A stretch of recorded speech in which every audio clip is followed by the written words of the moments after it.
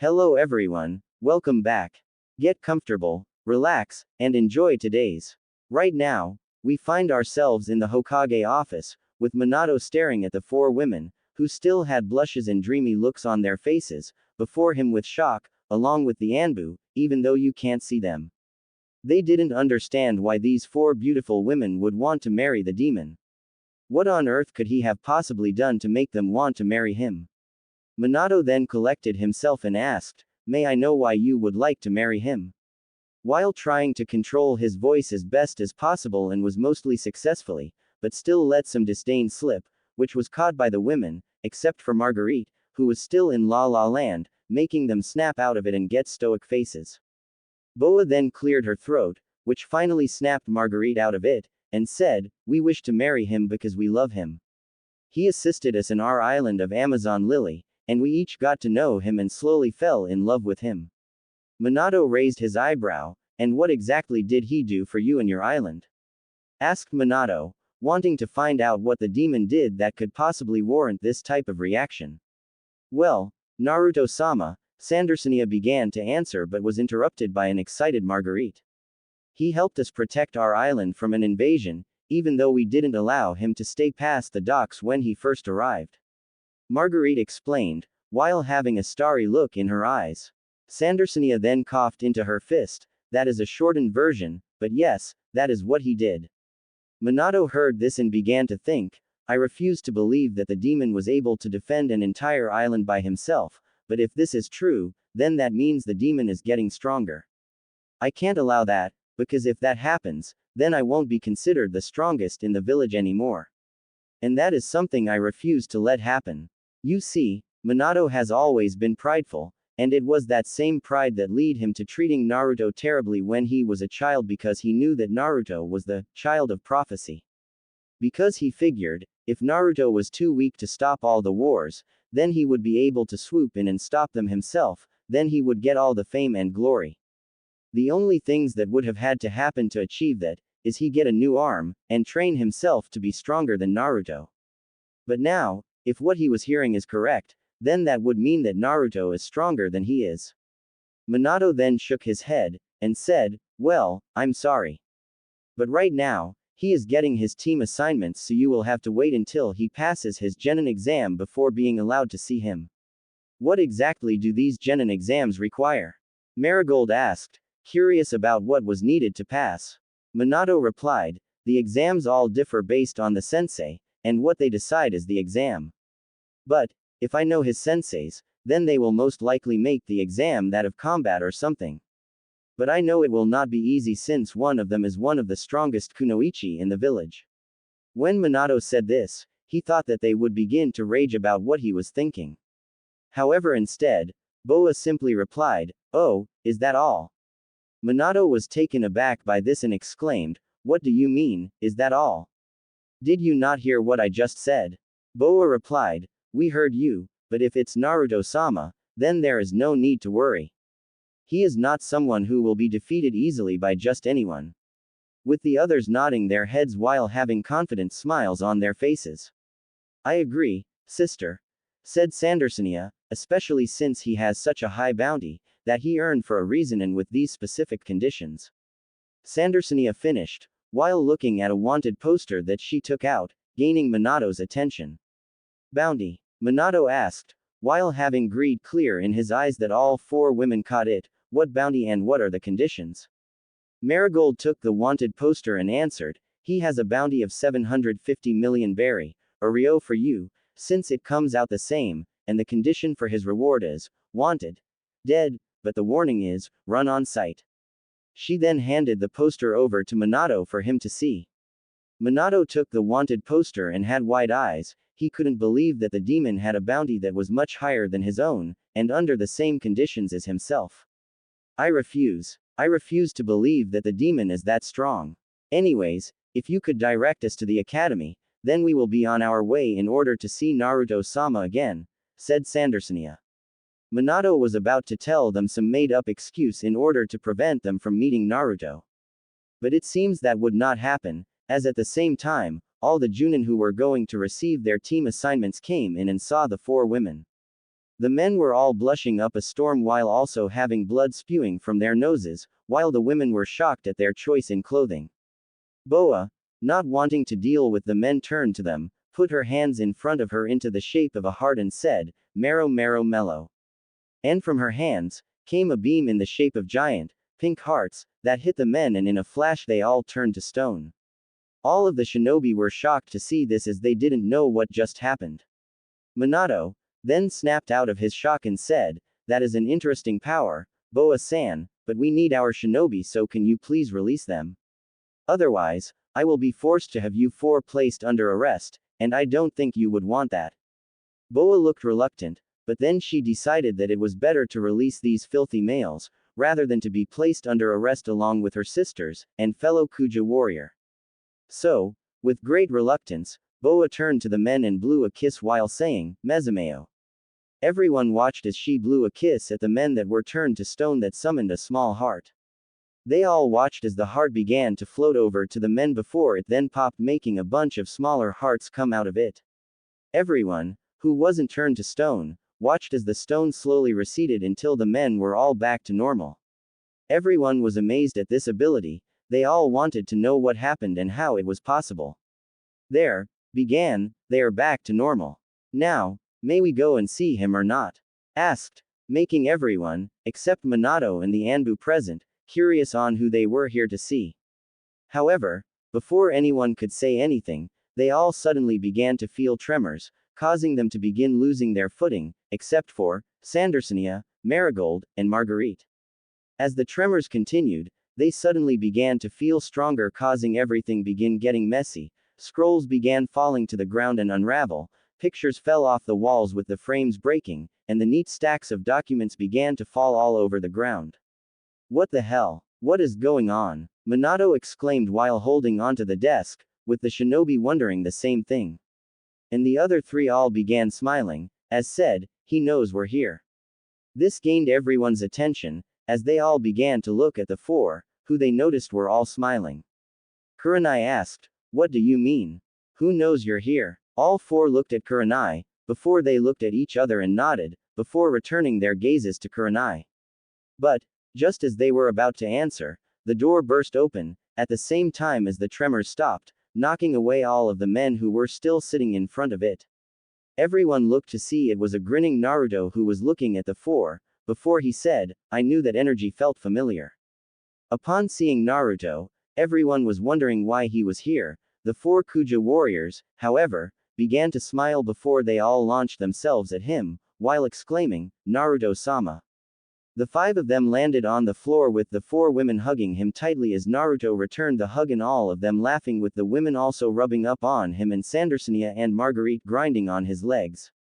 All of a sudden, Naruto was surprised when just suddenly began kissing him, but swiftly got into it and began to return it, with the other three women, and the kunoichi watching, feeling jealous at not being in place. Seeing this, all the shinobi who came for their team assignments, went wide-eyed, not expecting these four women to suddenly launch themselves at Naruto or for one of them to begin a make-out session with him. But the big question they wanted to know was, where the hell did those tremors come from? Flashback, 10 minutes before. While Minato was busy meeting and the others, all the students were waiting for their senseis to come and get them. They were either talking with each other, going over their equipment, or just sitting there, brooding. Sasuke cough. Naruto was still sitting in the back with Chocho while lying on the desk, but sitting with them was also Sakura, Hinata, Yakumo, Naruko, Ino, Kira, and Satsuki. They were all talking about still training together when they aren't on missions, or needed by their team, as well as days that they could all hang out, while all the males stared at Naruto with jealousy in their eyes, and the girls were staring at the girls wishing they were in their place. "So, what do you guys think about the teams?" asked Naruto, who looked very relaxed. "I guess they're alright, but I got stuck with the emo," said Sakura, getting winces from the girls and Naruto. "Yeah, that's gonna suck," said Satsuki, feeling pity towards Sakura for getting stuck with her stupid emo of a brother. Naruto then added, "Hey, if anything, you can use this as an opportunity to get some blackmail on him. Then we can all have something on him." The girls all thought about it and began giggling with evil smiles on their faces, that made everyone else watching shiver in fear. Well, began Ino, I think we'll be fine with our team, right Yakumo? She asked, getting the girl to look at her. Yeah, plus, from what Chocho said, Choji is really nice and polite. Yakumo said, happy that she got a nice team. We should be good as well, since we have Kurenai-sensei as our sensei. And Shino is also really nice, kinda quiet, but nice. Kira said, getting a nod from Hinata. Everyone then looked at Chocho, Satsuki, and Naruto, before Kira added, besides, we're all pretty jealous at your three's luck. With a playful glare that was matched by the other girls, while the three of them had blushes and chuckled nervously. Naruto also began to lightly chuckle with half-lidded eyes, while still laying his head on his arms. He liked to be here just relaxing with his friends, but he also misses some of the people he met while out on the sea. As he kept relaxing, he suddenly felt a flash of energy that made his eyes shoot wide open, and he shot up from his seat, startling the girls and gaining everyone else's attention. Naruto looked in the direction of the Hokage Tower and thought, was that? No, it couldn't be. Then, Naruto, another flash of the same energy, it is. Everyone watched as Naruto slowly grinned from ear to ear, before they were all surprised, Sasuke with envy, when Naruto's hands were suddenly covered in a bubble of clear, white energy before it spread to all over his body in a thin layer. They were all then surprised when at the same time that the bubbles were summoned, they all felt tremors begin to occur, causing all of them to begin clinging to their desks. Some of them looked out the windows and exclaimed how even the village was feeling the tremors, shocking everyone in the room. Naruto then began running out the door, before he made his way out of the academy. As he ran, every step he took caused the tremors to worsen all throughout the village, and every step left cracks that would spread out for about a foot in length from where he stepped. He kept running and was making his way towards the Hokage Tower. As he ran up the stairs, causing the tower to now experience tremors on a much harder scale. He finally saw the door, and slammed it open, not feeling the resistance from the men that were in front of it, and saw 4 women he was familiar with, but only one that he knew could have created that energy. With his grin still present, he said, I knew that energy felt familiar. He watched as the 4 women launched themselves at him while exclaiming, Naruto-sama. Before they all landed on the ground, laughing, while holding each other, with Boa and Sandersonia on his right, and Marigold and Marguerite on his left, all of them feeling up Naruto's body and blushing at the muscles and firm abs they felt. The other women present all began blushing at how handsome Naruto looked, smiling, and how his laugh sounded so pleasant.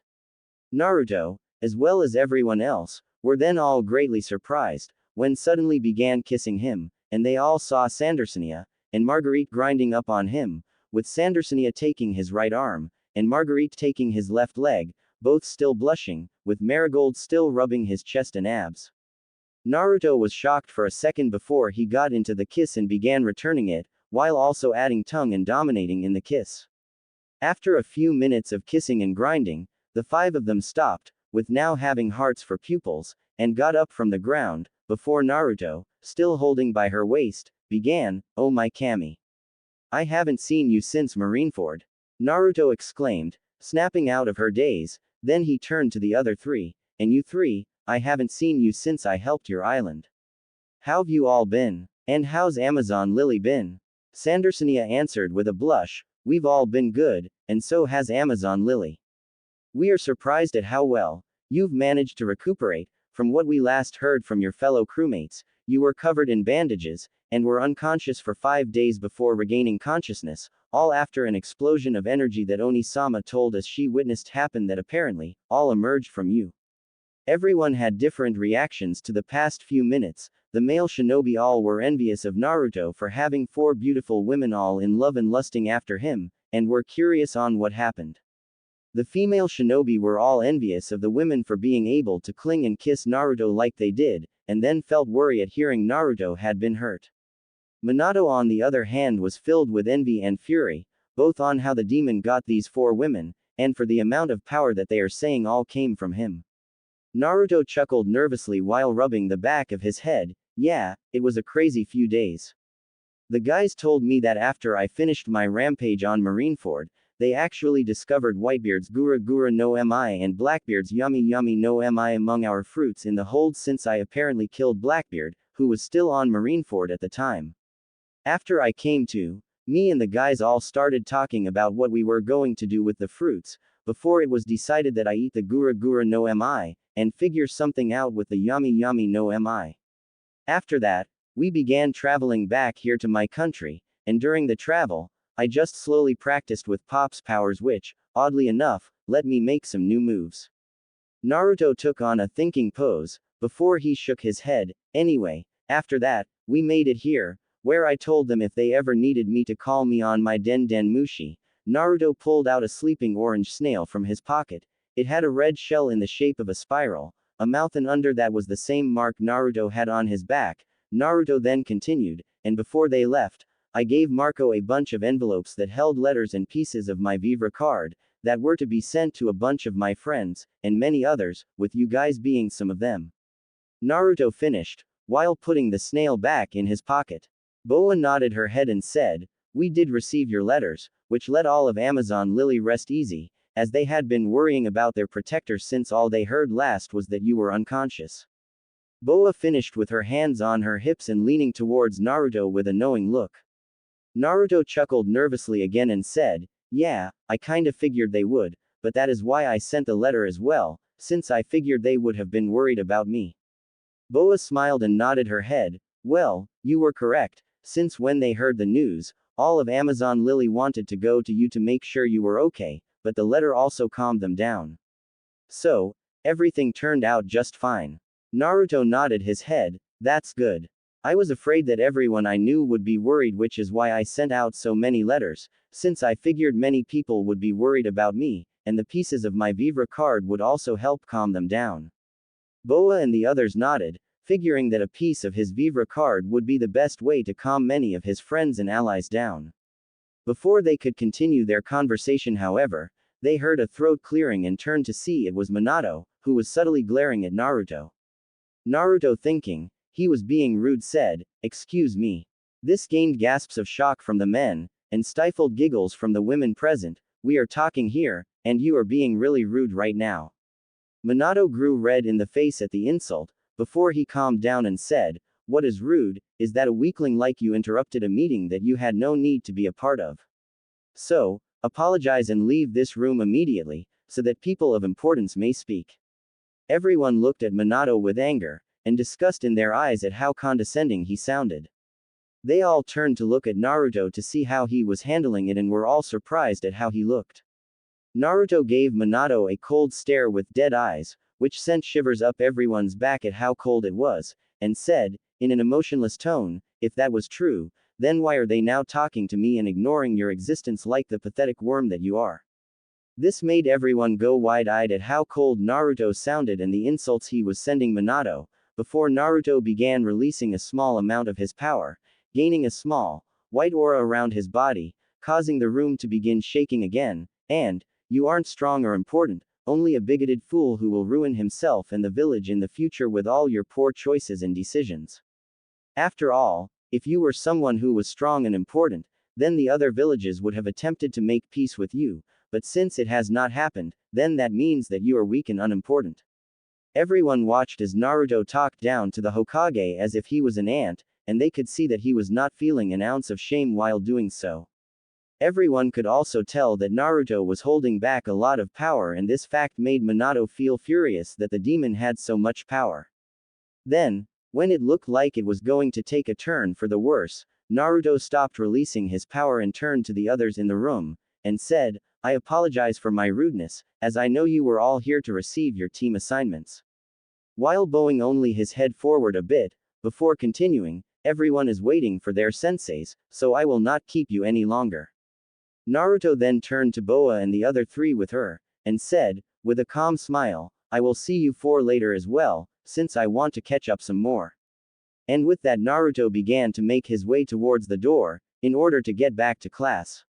Minato didn't like how he was being dismissed as nothing more than an annoyance to Naruto, and decided to teach him a lesson, so he shouted, "Anbu." As soon as he shouted that, 3 Anbu immediately appear. The first two were Tenzo and Kuma, They were standing behind the third, who was Neko, and Naruto noticed her hair, but didn't say anything, as they all appeared before Minato. What are your orders, Hokage-sama? Asked Neko. Tell the village to gather in the stadium tomorrow. Tell them all to show up. They won't want to miss the event tomorrow. Minato ordered, getting everyone's attention, including Naruto's, about what is going on. What is the event that is happening tomorrow, Hokage-sama? Neko asked, confused and curious in why they were receiving these orders. The event tomorrow will be a fight between me and Naruto Uzumaki, the God of Wrath. Minato says, while holding up the wanted poster, showing everyone what was on it. All the shinobi saw the poster and went wide-eyed at what they were seeing. At the top of the poster was the word, wanted. In big bold letters, at the bottom was a bounty of 750 million berries with the words, dead only. Above the bounty, under the bounty were the conditions, risk death, or flee on sight.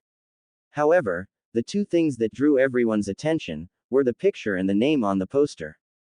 The name on the poster read, Naruto Uzumaki, the God of Wrath. The picture showed Naruto, in the middle of an attack. His left arm was forward with his right arm pulled back, fists clenched, and with the same golden look and design that the women present know about, a rage-filled snarl on his face and his eyes appearing to be glowing white. He had the same hakama pants on, only now tattered at the bottom with the right leg missing up to the middle of his shin and no vest. All while in the background was an explosion that caused shadows to create the same demon image that the women saw from before.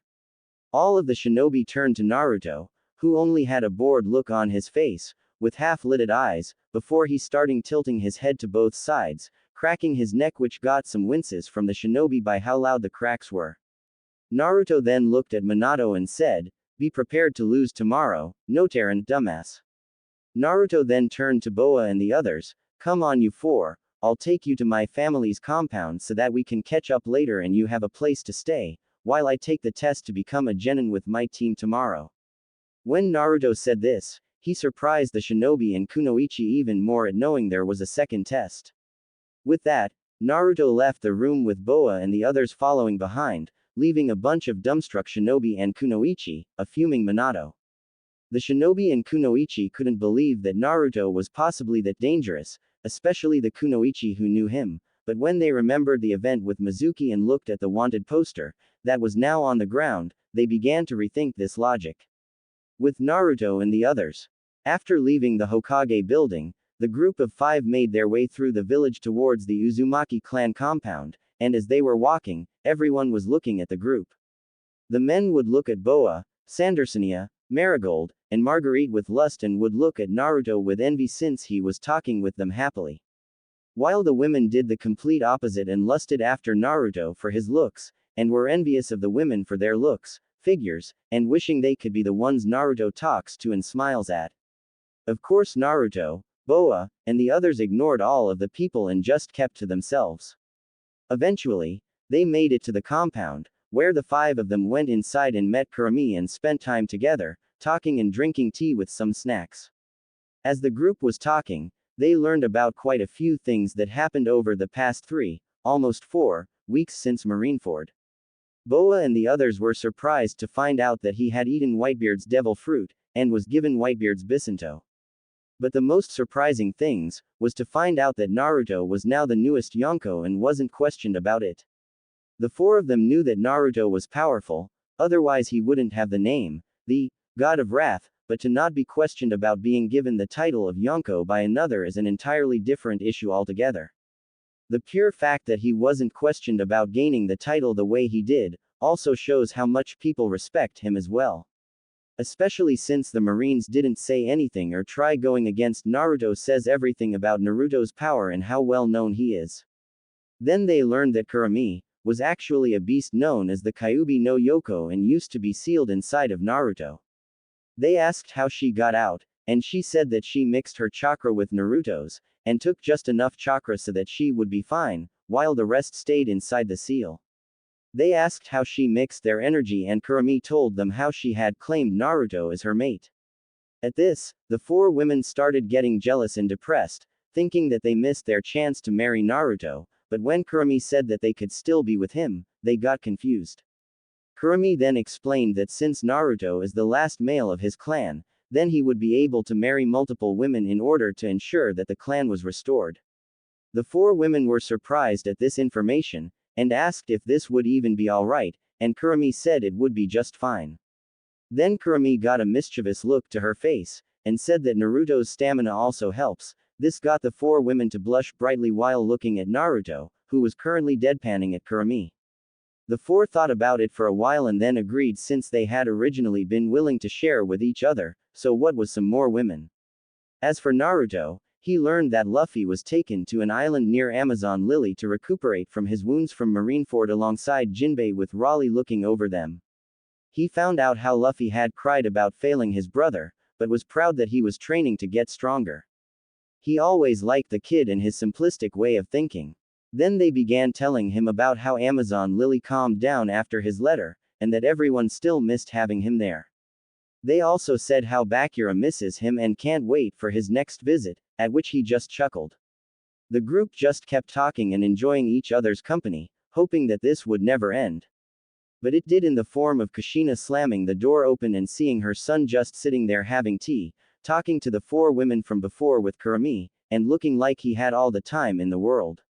Kushina bounded over to him, grabbed him by the back of his collar, and began dragging him towards the backyard, with the other four following behind. Once they all made it outside, they were greeted by the rest of Naruto's team, as well as the other girls and usual group of women who all come hang out together, who all looked very worried about something. Naruto frowned seeing this and asked, "What's wrong everyone? Why the long faces? What's wrong? What's wrong?" Kushina exclaimed, "What's wrong, is that you are going to fight the Hokage tomorrow, and all you're doing is sitting around having tea. Are you even ready for tomorrow?"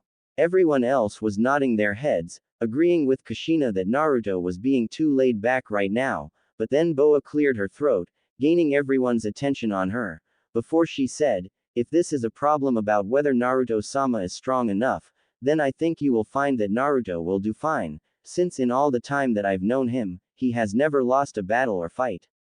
The only times I've seen him relaxing before a battle or fight, was when he has nothing to worry about." Everyone was skeptical about what she was saying, until they noticed the look of pure confidence and honesty that Boa had, showing that she was telling the truth, and that she knew Naruto would not lose, but they still couldn't help but be worried. They all began to slowly nod their heads, showing they still had some doubt, before they heard Naruto begin talking, gaining their attention. "Tell you what, since you all are still worried, how about this?" began Naruto, gaining everyone's attention. "Tomorrow, I will make a bet with Minato, and to show that I am confident that I'll win, I'll bet that if I lose, he can put a loyalty seal on me, so that I basically become an emotionless weapon." At this, everyone gasped in shock and horror at what he was suggesting, but before they could say anything Naruto continued, "But should he lose, he not only steps down as Hokage after the next Chunin exams, but I get to choose the next Hokage and he may no longer interfere with anything concerning me, my life, or anyone close to me. Besides, that fight with Mizuki was nowhere near close enough to even be a warm-up, so I've really been craving a fight for a while, but it might not be enough since the bastard is missing an arm." He said the last part more to himself than the others, but they still heard him, however they didn't really care about that. For you see, everyone, including Boa and the others, all went wide-eyed at the bet Naruto was proposing. They all knew that Naruto was incredibly smart and strong, so they knew that he would never make such a bet unless he 100% knew that there was no way he was going to lose. Everyone began calming down, and then they all went back inside, smiling and talking with each other, getting to know one another. Waiting for tomorrow to come, so that they could watch Naruto battle against Minato. Next day, village arena. It was now the next day, and everyone in the village was at the arena in the stands. They were all told to show up for an event that was to take place today, and they were waiting to find out what was going on. In the stands, Kushina sat with the other women of their group, all of them waiting for the fight and praying that Naruto will be alright. The group were all talking amongst each other, waiting for the match to start, or getting to know Boa and the others better. As they were all talking, Sum noticed that Kushina was rubbing her hands together nervously, while having a worried look to match. Sum moved towards Kushina and said, Hey, don't worry. You remember what Boa-san said, if Naruto wasn't completely sure of himself, then he wouldn't be making the bet that he told us about. So, relax and have faith in your son, okay? Kushina gave a weak smile and nod, before she then turned her attention back to the arena grounds where Minato appeared in his Junin outfit with his haori over it that had red flame designs on the bottom and began talking. Hello everyone. Now, I know you all must be confused as to why I called you all here, and it is for you all to witness a fight between me and Naruto Uzumaki, who is apparently known as the God of Wrath. Minato said mockingly, not believing that Naruto is stronger than himself, even if he only has one arm. While Minato was inside his little world, everyone was shocked and surprised at what would be happening. They hadn't expected for the event to be a fight, but for their one-armed Hokage to fight someone who was named the God of Wrath, they all really hoped nothing went wrong. However, then people began to realize who the opponent is, and there were mixed reactions. While a large portion of the village began shouting for the Hokage to finally finish off the demon. While the rest of the village, who had begun to realize that Naruto wasn't a demon, they began to worry for the young Uzumaki, since they knew just how brutal the village could be, even though they heard what the young Uzumaki was called. Minato then began to talk again. Now, I know all of you must be wondering why this fight is happening. At this, the entire village began nodding, except for the Uzumaki haters, since they all didn't care, and only thought that Minato was doing this to finish off the demon brat. Well, the reason for this fight is because Naruto Uzumaki does not know how to respect his betters, and that will be the purpose of this fight. All of the Minato supporters began to like madmen, while the rest of the village didn't like how these people all acted. Minato then raised his hand, getting everyone to quiet down. Then Minato began to talk again. Now, let's get this fight started and have Naruto come down here, so we may begin. Everyone began shouting, or cheering, as Naruto began to walk out of the door to the grounds, but everyone gasped when they saw that on Naruto's back was a large Bisinto that looked to be around Naruto's height, maybe a little taller. But what no one but Naruto knew was that the Bisinto was actually much larger, but was shrunk down, thanks to a seal that Naruto came up with, that would allow the Bisinto to change length and size in accordance to Naruto, so that it would always be the perfect size for Naruto. Naruto wore the same outfit as usual, the only difference being that Naruto also had a red bandana with black flame design tied around his head, slightly shadowing his eyes, giving him a serious look.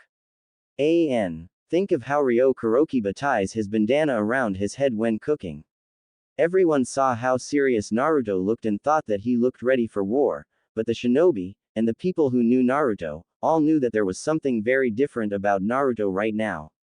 Before he would give off this powerful aura that felt like you were being stared down by a powerful creature or being but you still felt safe.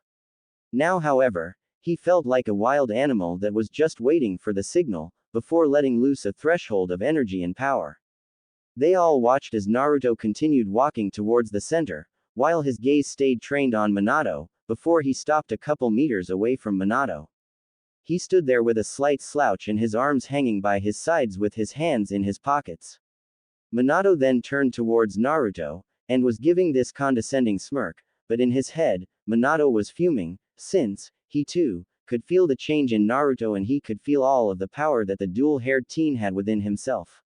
He wanted all that power, believing that a demon such as Naruto shouldn't have such power and have free will, but should be used as a weapon, or better yet, in Minato's head, all that power should be given to himself, so that he would be the strongest.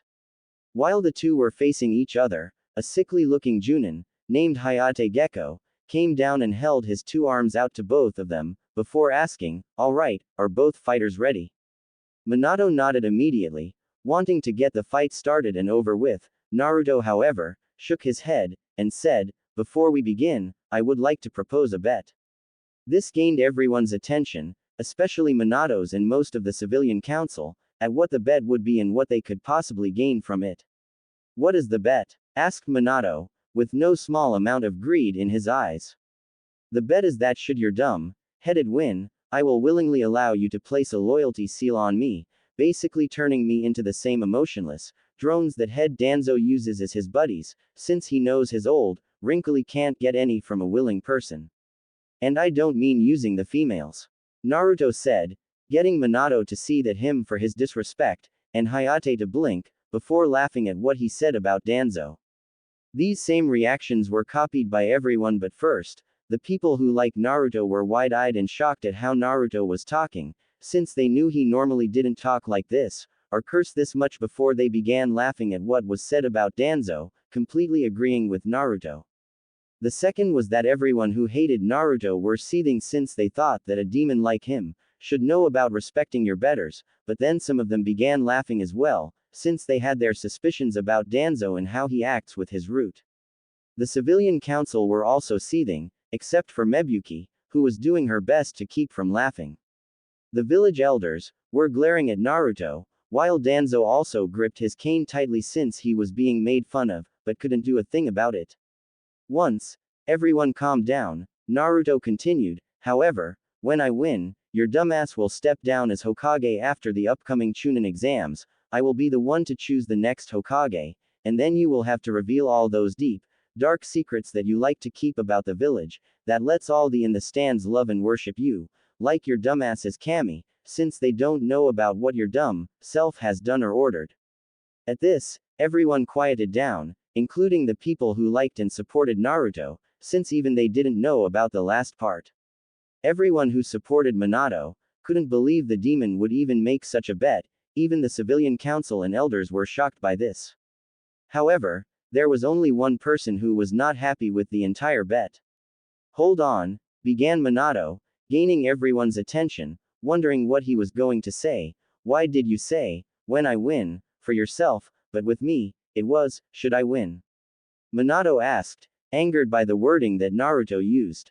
Naruto tilted his head to both sides, cracking his neck loudly, before replying, it is because there is no way a weakling such as yourself will ever defeat me, but again, there are miracles for weaklings such as your poor, pathetic self. This made Minato fume, but before he could retort, Naruto asked, so, are you going to accept the bet, or run away like the weak little bitch that you are? Everyone watching the exchange couldn't believe that Naruto was talking down to Minato in an even worse manner than before, but they could all see that despite his new manner of speech, he held confidence in himself and his strength. The group that knew Naruto well also couldn't believe how much he was talking down to not only the Hokage, but to everyone who mistreated him and belittled him, and yet, they couldn't have been more proud and turned on at the same time, that being especially true in Tsume's, Hana's, and Kira's cases. All of the villagers that hated Naruto were trying to shout at their Hokage to not take the bet, but Minato's pride and anger got the better of him and he exclaimed, fine. However, once I win, you'll also relinquish any techniques and all of your power to me. Hoping that Naruto would look nervous at this point, but he was frustrated when Naruto didn't even blink. Naruto then nodded his head and added, fine, and since you added an extra reward for yourself then so will I. When I win, you will give up your personal techniques, such as the Hiraishin and the Rasengan, including all of their notes, as well as all monetary possessions that you possess, such as jewels, weapons, and other such objects. At hearing this, Minato was now royally pissed, and everyone watching the exchange were dumbfounded, but then Minato shouted, fine, I accept the terms. Then Minato turned to Hayate and shouted, now start the match already. Hayate, hearing this, nodded his head, and raised his hand into the air, before announcing, the match between Hokage Minato Namikaze, and Naruto Uzumaki, the God of Wrath, will now commence. Then Hayate swung his arm down and exclaimed, begin. And then he shinned out of the arena floor. As soon as he was gone Minato charged at Naruto who had not moved from his spot, and launched a kick at his head. However, the second before it could connect, Naruto disappeared in a great show of speed, not even kicking up the dirt. Minato looked around for Naruto but then he felt a presence behind himself, so he turned around to see Naruto was sitting on the floor cross-legged, with the Bisinto resting on his right shoulder and his arm lazily resting on the pole of the Bisinto with a piece of paper in his hand that he was looking over. Everybody was amazed by the incredible speed that Naruto showed, especially his mother, since this was even faster than what he showed against Mizuki. Minato was dumbfounded at the speed that Naruto just showed, but then he grew pissed when Naruto, not looking up from the paper, said, I thought your nickname was the Yellow Flash.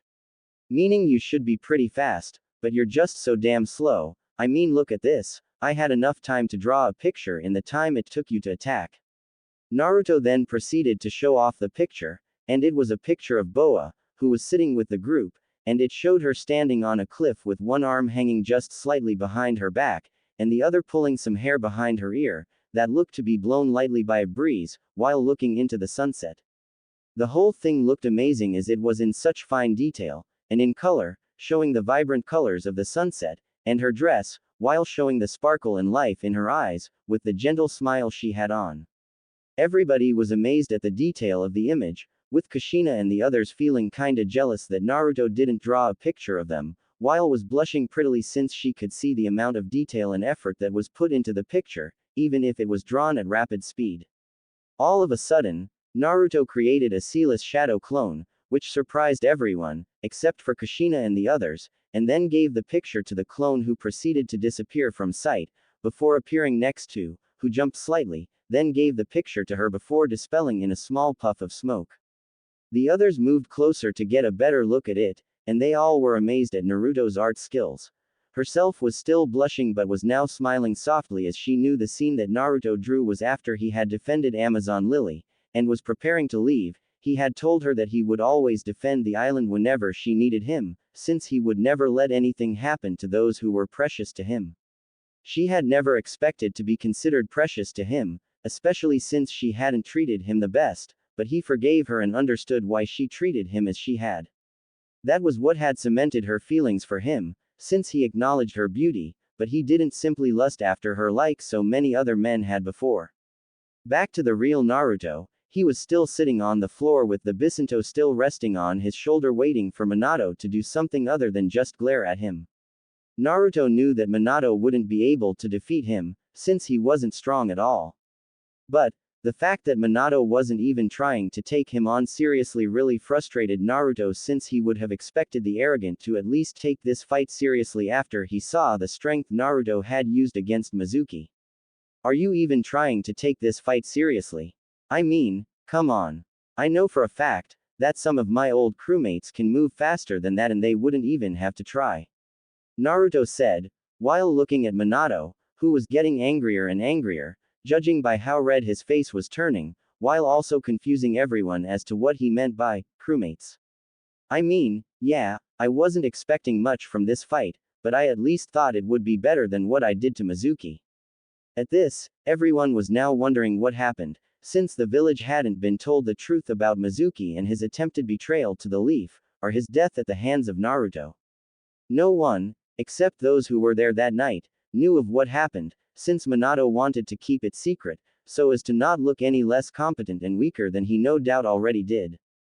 Minato was already having issues keeping the people's trust in himself since he got divorced and became a cripple in terms of now being one-handed, so he thought keeping even more secrets from the village would keep their trust in him from falling even more. Oh, how wrong he was. Naruto was watching everyone's reactions and curiosity begin to build and realized something. The bastard never told the village about Mizuki's death or his attempted betrayal to Orochimaru. Naruto then decided it was time to enlighten these people, so, I'm guessing by everyone's reactions that you never told them about what really happened to Mizuki, did you? Naruto asked rhetorically, already knowing that Minato didn't, given everyone's curiosity. Well, everyone, I guess this is a secret that is going to be coming out right now. Naruto announced, gaining everyone's attention. You see, a couple days ago, former Konoha Shinobi, Mizuki, attempted to betray Konoha and defect to Orochimaru, with the village's scroll of sealing, that is known for possessing many of the village's hidden and personal jutsus. Everyone's eyes went wide at this information, since they had no idea something like that was taken and almost given to one of the village's biggest traitors. When my family and I were about to celebrate me passing the first part of the Genin test, and my return home, I sensed something was wrong, and took off towards the forest.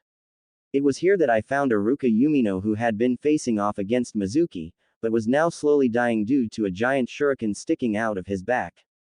After helping Iruka out of danger, I tracked the traitor and fought him, where I retrieved the scroll of sealing, and eliminated the traitor, all before the Hokage made it to the area. After Naruto revealed what happened, everyone began to lose faith in their Hokage, since if he couldn't even catch a simple chunin who was attempting to betray the village, then how was he supposed to protect the village as a whole? They then realized something. If Naruto, the one most of them treated horribly and called a demon, hadn't stopped Mizuki, then he would have gotten away. This led to most of them changing their opinions about Naruto, since he could have taken the scroll of sealing after defeating Mizuki and the Hokage wouldn't have been able to stop him. However, there were the hardcore villagers who, despite what was revealed, still hated Naruto, all because they couldn't get over what happened in the past.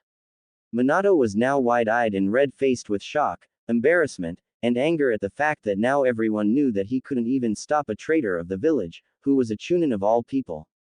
Even now, he could hear everyone talking about how if he failed catching a traitor, then how could he possibly keep the village safe?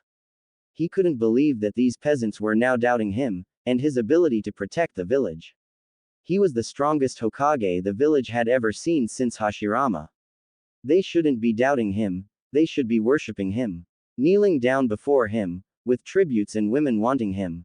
Not doubting him. What's the matter, Minato? Naruto began, getting everyone's attention on him again, where they all saw him standing up with his head down and pulling the bisinto off his back with his right hand, upset that everyone now realizes just how weak you really are now. Or maybe frustrated that I revealed this knowledge when you didn't want everyone to know so that they could keep thinking you were still strong. Oh well, I don't care, I only revealed this information because I wanted these people to understand just how weak you are. Everyone watched as Naruto gripped the bisinto with his right hand, before he twirled it around and got it in position to swing while getting in a stance. The same stance Whitebeard gets into when he unleashes his raw power Tatsumaki. Everyone saw Naruto's arm tense up, his veins pulsing as he got ready to swing. Naruto then lifted his head, and showed everyone watching his glowing white eyes, and it was then that they all realized two things. The first was that Naruto wasn't even trying to take the fight seriously and had only been messing with Minato to prove a point. And the second was that Naruto wasn't messing around anymore. Everyone watched as Naruto got ready to swing and his eyes glowed brightly, but before he did, he said something that scared everyone witless. I would suggest that everyone holds on to something unless you wish to be blown away. Naruto then swung the bisinto towards the ground with his eyes glowing even brighter and his arm bulging even more while roaring out in effort.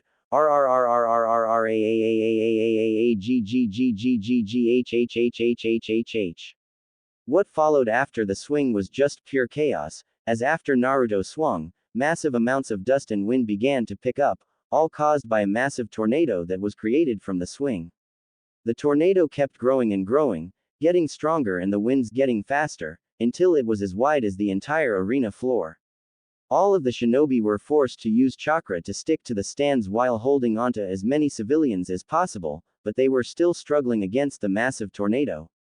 Even Kushina and Naruto, who were using their chains to try and hold as many people as they could, were struggling against the strength and speed of the winds from the tornado. Mom! Shouted Naruto, getting Kushina's attention, as well as the rest of the group. What's going on? She asked, terrified by what was going on and not knowing at the same time. I don't know, Kushina said, truly not knowing how all this was happening, with the rest of the group not knowing either, except in the three other Kuja warriors, since one had seen this attack before, while the other three were told about the attack, but this was the first time they had actually seen it. Do not worry, said, getting their attention, this is just an attack from Naruto. This is an attack that his captain and father figure used in the past before he died.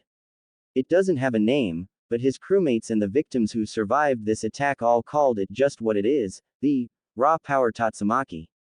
Everyone was listening, and they were shocked that this was a move that Naruto's captain and father figure used in the past. They all then listened as went into deeper detail. As the name suggests, the attack is just a massive tornado that is created by just a swing of raw power and strength. The group was dumbfounded by this knowledge, since to create a tornado of this size and strength from just raw power and strength alone, required tremendous amounts of strength and control that shouldn't be humanly possible. It was at this time winds began to finally die down, and everyone could now relax, and when they looked down they saw Naruto standing in the same place with the bisinto in his right hand, eyes no longer glowing, not even fazed by the tornado he had just created. They looked around and were shocked when they saw that the tornado had actually completely uprooted all the trees in the arena. Everyone also saw that where Minato was a giant toad that was a dull, rusty red color with brighter red markings around his eyes, chest and lips. It had a massive scar over its left eye, while wearing a blue happy vest the kanji sha ebi, on the back while on the hip, was a massive dosu blade. This was the toad boss summon, Gamabunta, and he opened his mouth to reveal Minato, who was sporting several cuts, scratches and bruises all caused by the tornado, before he summoned Gamabunta. Naruto looked over at Minato as he jumped out of Gamabunta's mouth and onto his head, while looking incredibly bewildered by the attack Naruto had just unleashed. Minato then looked at Naruto with wild eyes that held a look of insanity and fear that everyone caught, and shouted, "What did you do? What was that jutsu?" Naruto calmly looked at Minato and said, "That wasn't a jutsu, and what I did was create a tornado just from my swing. I didn't even use my full strength with that swing." Everyone was stunned by this information, since they had thought he had used a jutsu, but to hear that it wasn't and that it was all caused by him just swinging his weapon terrified them, but to also hear that he caused this much damage and chaos not even using his full strength. They all began wondering just how strong he really is, and if he would forgive them for their stupidity and ignorance. "What do you mean it wasn't a jutsu? Answer me," Minato shouted, already going insane from the show of power from Naruto and not accepting it. Gamabunta looked up at Minato with disappointment. He, along with the rest of the Toad clan, all knew what Minato had done to his son and how Minato changed from how he once was, but they couldn't do anything since he hasn't broken any laws against the Toad clan. And they were his summons, so that just added to how limited they were. Naruto calmly placed the Bisanto back in its place on his back while still looking at Minato and said, "It's as I just said, it wasn't a jutsu. Think about it, I didn't mold any chakra, and there was no burst of chakra from me, so that just goes to show that it wasn't a jutsu."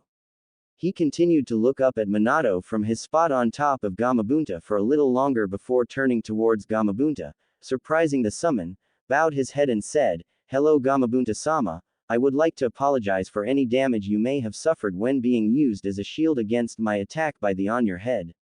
Gamabunta was surprised that Naruto apologized to him for causing a few scratches, but he understood that Naruto only wanted Minato to be caught up in the attack.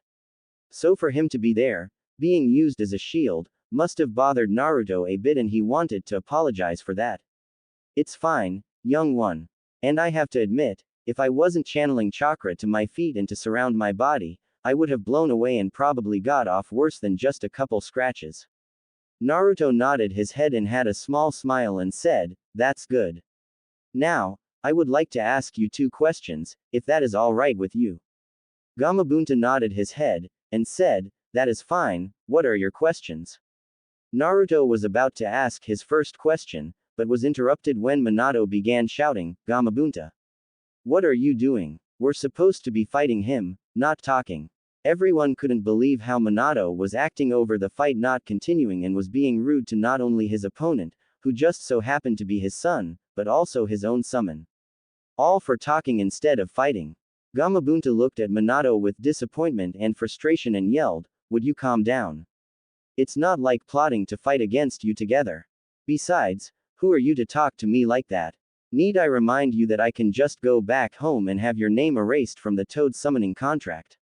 Something that should have been done, the moment we all saw you treating your son over there horribly years ago."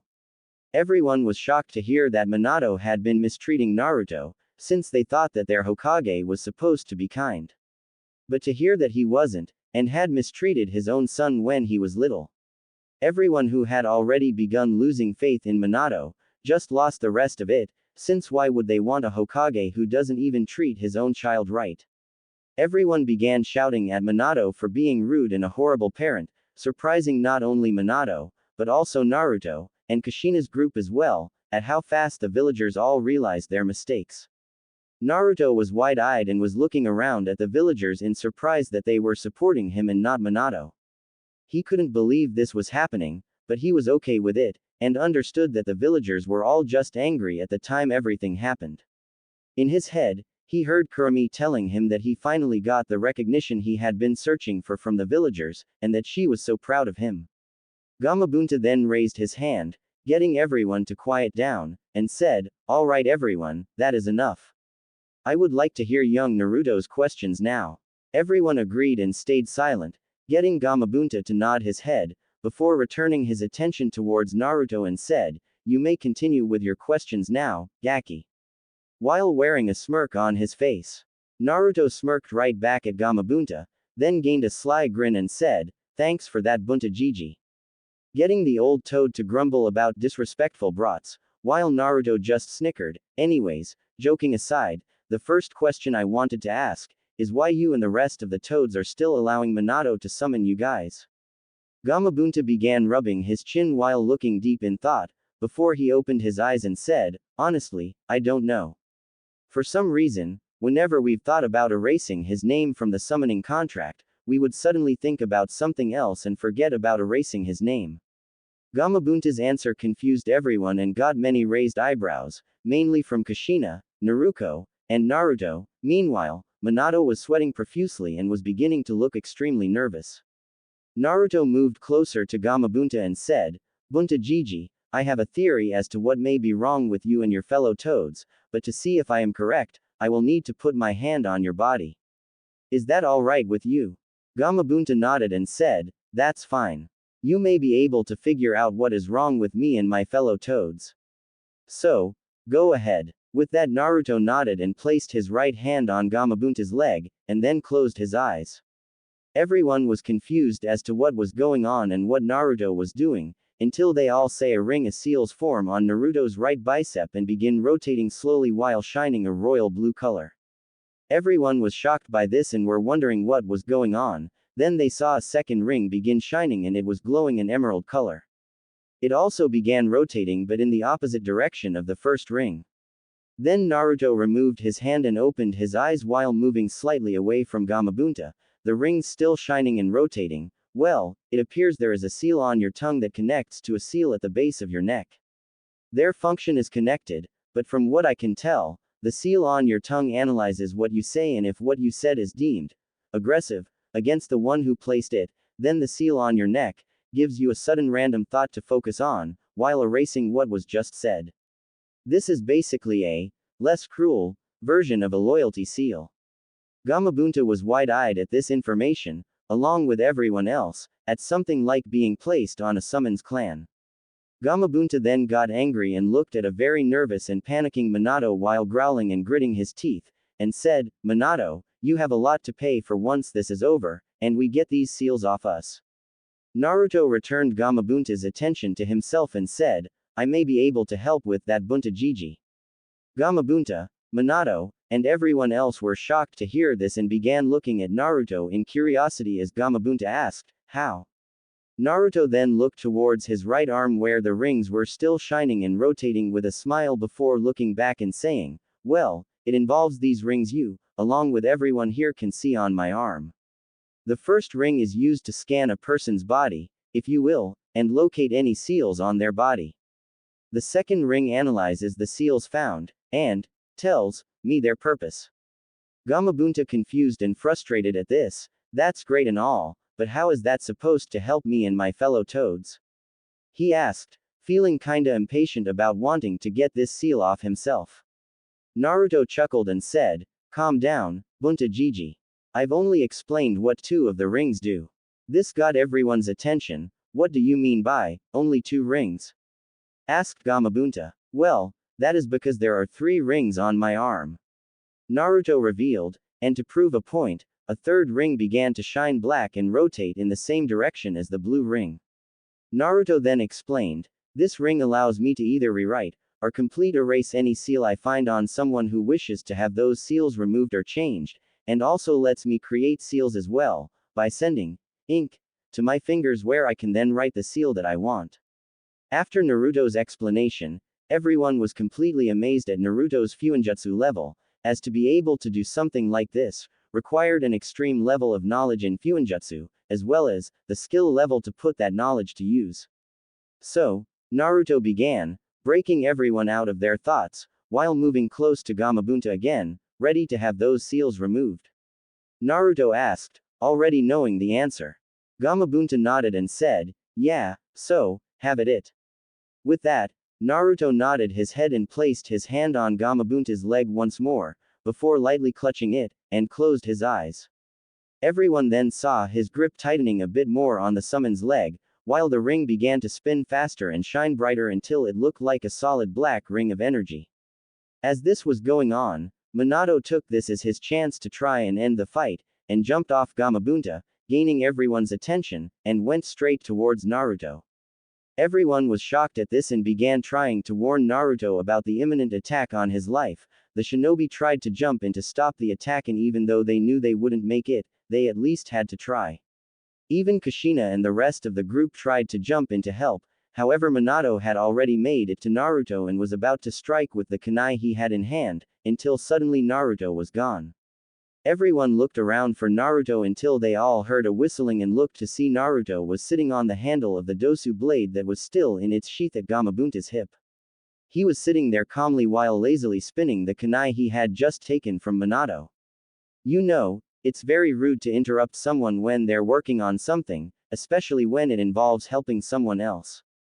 Naruto said, before he then focused some energy into the kunai, making it gain a white bubble around it, and then flicked the kunai at Minato's chest with such speed that Minato didn't have time to dodge and was struck right in the center of his chest. However, instead of being stabbed like everyone thought would happen, he was blown back as the kunai hit and the energy that was channeled in the kunai burst, completely destroying the kunai, while the energy caused a shockwave that launched Minato right into the wall, embedding him in it. Everyone was stunned and confused by what just happened until Gamabunta decided to ask, what was that? I thought all kunai enhanced with chakra cut, not cause shockwaves. Naruto began chuckling before he said, well, that's true, but you see, I didn't channel chakra into the kunai. I channeled the power of my pop's devil fruit, which doesn't cut, or burn, like normal chakra or elemental would. My pop's devil fruit powers were said to be able to cause the end of the world. Everyone was stunned to hear of such a power existing, but before they could think about it being possible, Naruto continued speaking, anyways, enough about that. We never got to my second question, Bunta Gigi. Gamabunta thought about that, and realized that Naruto was right, and said, you're right, Gaki. What was your second question? Well, I wanted to know if you wanted to fight, and if so, would you want to fight against one of my own summons? Naruto asked, getting everyone to double take at the fact that he has a summons and yet no one even knew about it. With Kushina and the group, they all wanted to know what kind of summons Naruto has, especially, since he never told them that he already signed a summoning contract, and that kinda bothered them. The civilian council, except for Mebuki, already, were watering at the mouths at the possibility of putting the demon under their full control, but to also hear that he has a power capable of destroying the world and a summoning contract. They couldn't wait for him to lose, so that they could control him, and all his power. Gamabunta thought about it, but then shook his head, no, I don't think I will fight, since battles between summons can be rather destructive and expand to large areas. All of the villagers and shinobi sighed in relief at that, since they really didn't want to risk being put in danger, just to see a fight. Naruto nodded his head, and said, yeah, I get what you mean. Besides, my summons all get extra destructive during fights and battles, so I think it's better this way. And with that, Gamabunta nodded his head and dispelled after telling Naruto he will be taken to Mount Myoboku later, to help the rest of the toads with their seals. It was now at this time, that Minato got himself out of the well, and looked as if he had completely lost it as his eyes were shrunken with insanity, his hair looked completely disheveled and he was bleed from several cuts around his body, legs, arm, and a cut above his left eye. Minato was holding one of his signature tri-pronged kunai, ready to throw it and attack Naruto, but before that he began shouting, how am I losing to you? You're nothing but a demon. You should be bowing before me. Everyone was hearing this and they were now able to see, just how crazy Minato really is, as Minato kept ranting about how Naruto should be bowing down and serving him. Naruto meanwhile, was now getting ready for the actual exchange of attacks against Minato. He sealed the Bisinto away and now standing with his left leg forward and his right leg back, knees bent. His left arm is parallel to his left leg and his right arm is at his waist, both with clenched fists. Minato appeared ready, but since he now looked insane, there was no way to tell if was ready. Everyone understood that it was now time for the proper fight, and got ready for it to begin. Everything stood still for a second, and then piece of the wall broke off from the hole Minato made, and hit the floor, and then suddenly, Naruto and Minato were gone. They then reappeared in the center of the arena and clashed their right forearms together. They kept pushing against each other, until Naruto reared his left arm back, and then everyone saw as a small bubble of energy surrounded his fist, before suddenly with a quick jab, Naruto shouted, "Severe quake." From this, a large shockwave was launched and directly hit Minato, sending him back into the wall, where he landed horizontally on the wall. He looked around for Naruto, but was then met with a powerful haymaker to the head, sending him crashing into the ground, where he created a large crater 20 feet wide and 25 feet deep. Naruto landed on the ground and was about to charge towards Minato, but had to quickly dodge a sudden roundhouse to the head, courtesy of Minato, who appeared in a flash.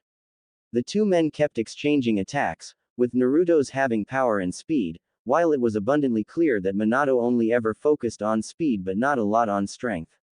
As such, Minato was being riddled with large bruises by Naruto's attacks, whereas Naruto wasn't even receiving scratches as shown when Minato tried to cut Naruto's forearm, but instead all that happened was the kunai breaking. The entire audience were on the edge of their seats as they watched the two warriors fight. One, calm and collected, while the other was being driven by his own insanity. The two kept exchanging attacks until they both broke off and jumped back, Minato showing that he made up for his current lack of an arm, by learning how to do single-handed hand signs and with a shout of, "Futon! Datappa!" Minato launched a large blast of wind towards Naruto in hopes of knocking him off balance.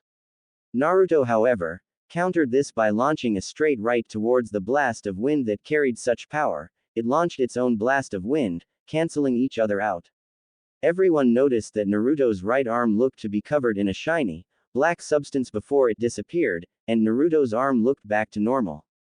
Naruto then raised his hands in the air and gripped it with his thumb, index, and middle finger while bringing in his ring finger and pinky.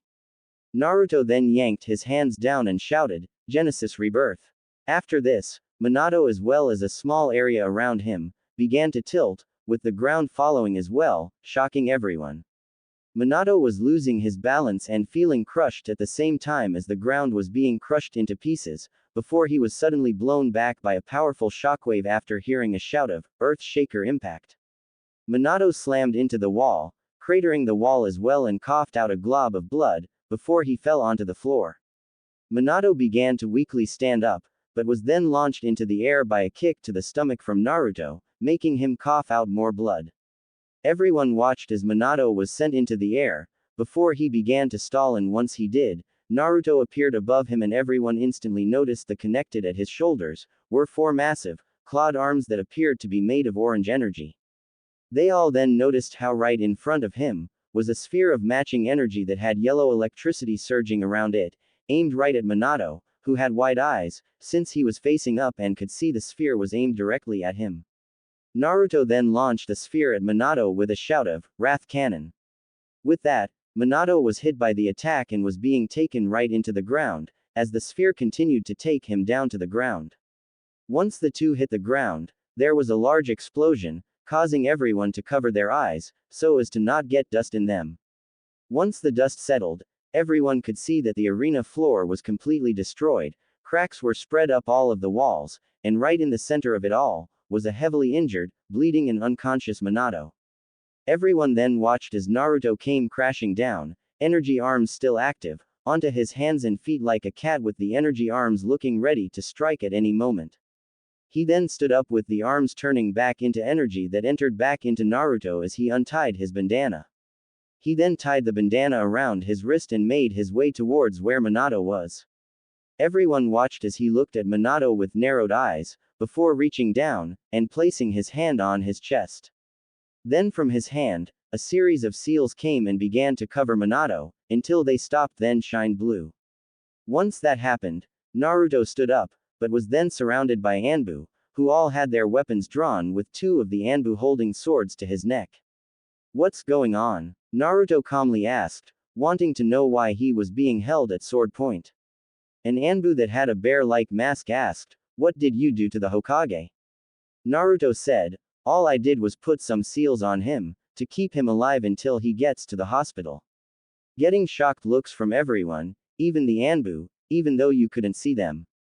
Naruto then added, there are also some paralysis seals to keep him from moving once you get to the hospital, although I can take them all off if that's what you want. The Anbu shouted, no.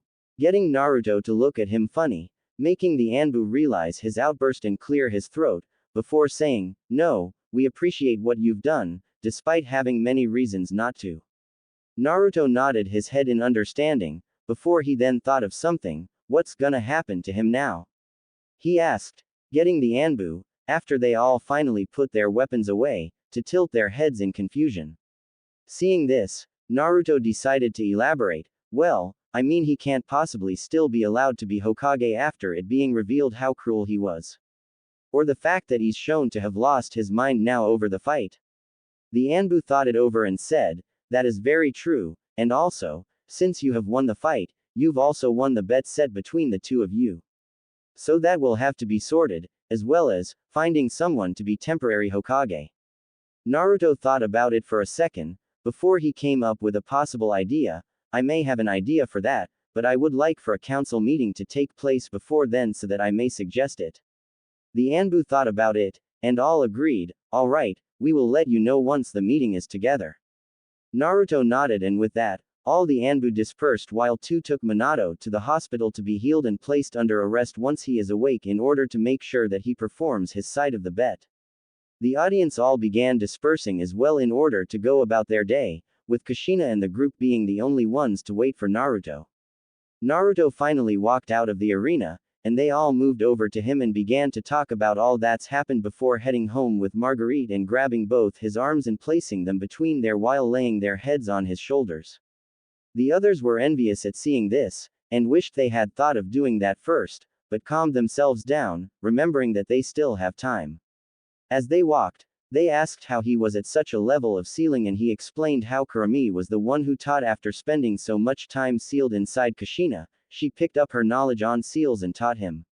He even offered to place the same seal rings on her arm if she wanted, since he wanted to repay her, since he technically also learned from her, since it was her knowledge, just taught by someone else. Everyone was surprised to hear this, especially Kushina, but they quickly got over it, since today has been full of surprises, with Kushina agreeing to the offer. Naruto nodded his head, and said he would do so once they all got home, and with that they all began to walk to the Uzumaki compound talking about what will happen from now on, until decided to bring something up. Naruto-sama said, stopping, getting everyone else to stop walking as well and see what she wanted to say. Naruto answered, yes, what's wrong? Shook her head, replying, nothing's wrong, but I wanted to ask, what were you and those other ninja talking about? This grabbed everyone else's attention as well, where they all turned to him, with expecting looks. Naruto, seeing these looks, sighed before removing his arms from their grip, with the two of them wishing he hadn't, and began scratching the back of his head, before answering, we were just talking about what's going to happen now, since Minato was revealed to be a lunatic. This caught everyone's attention, with Sum asking, so, what's going to happen? There will be a council meeting tomorrow, and I will be suggesting an idea I have that will last for now, until I go retrieve the next Hokage. Naruto replied, getting questioning looks from everyone. What's the idea, and who is it that you're going to choose to be Hokage? Asked Makoto. Naruto answered, well, the idea I have is that until I retrieve the new Hokage, the clan heads will take and divide up the work and basically act as a system to manage the village until the Hokage is installed. Everyone began thinking about the idea, and realized that such an idea was incredibly smart and could help manage the village perfectly. Naruto then continued, as for the one I've chosen to be the next Hokage, it would none other than my dear godmother, Tsunade Senju. At this, the entire group went wide-eyed and thought he was joking, until they looked into his eyes, and saw that he was 100% serious in this decision. But she doesn't want to return to the village. She made that abundantly clear the last time I sent her a letter asking for her to return to help take care of Naruto. Kushina explained, remembering all the times she messaged Tsunade for her return, but was vehemently denied each time. Was during the time when you were still with Minato or after you divorced him?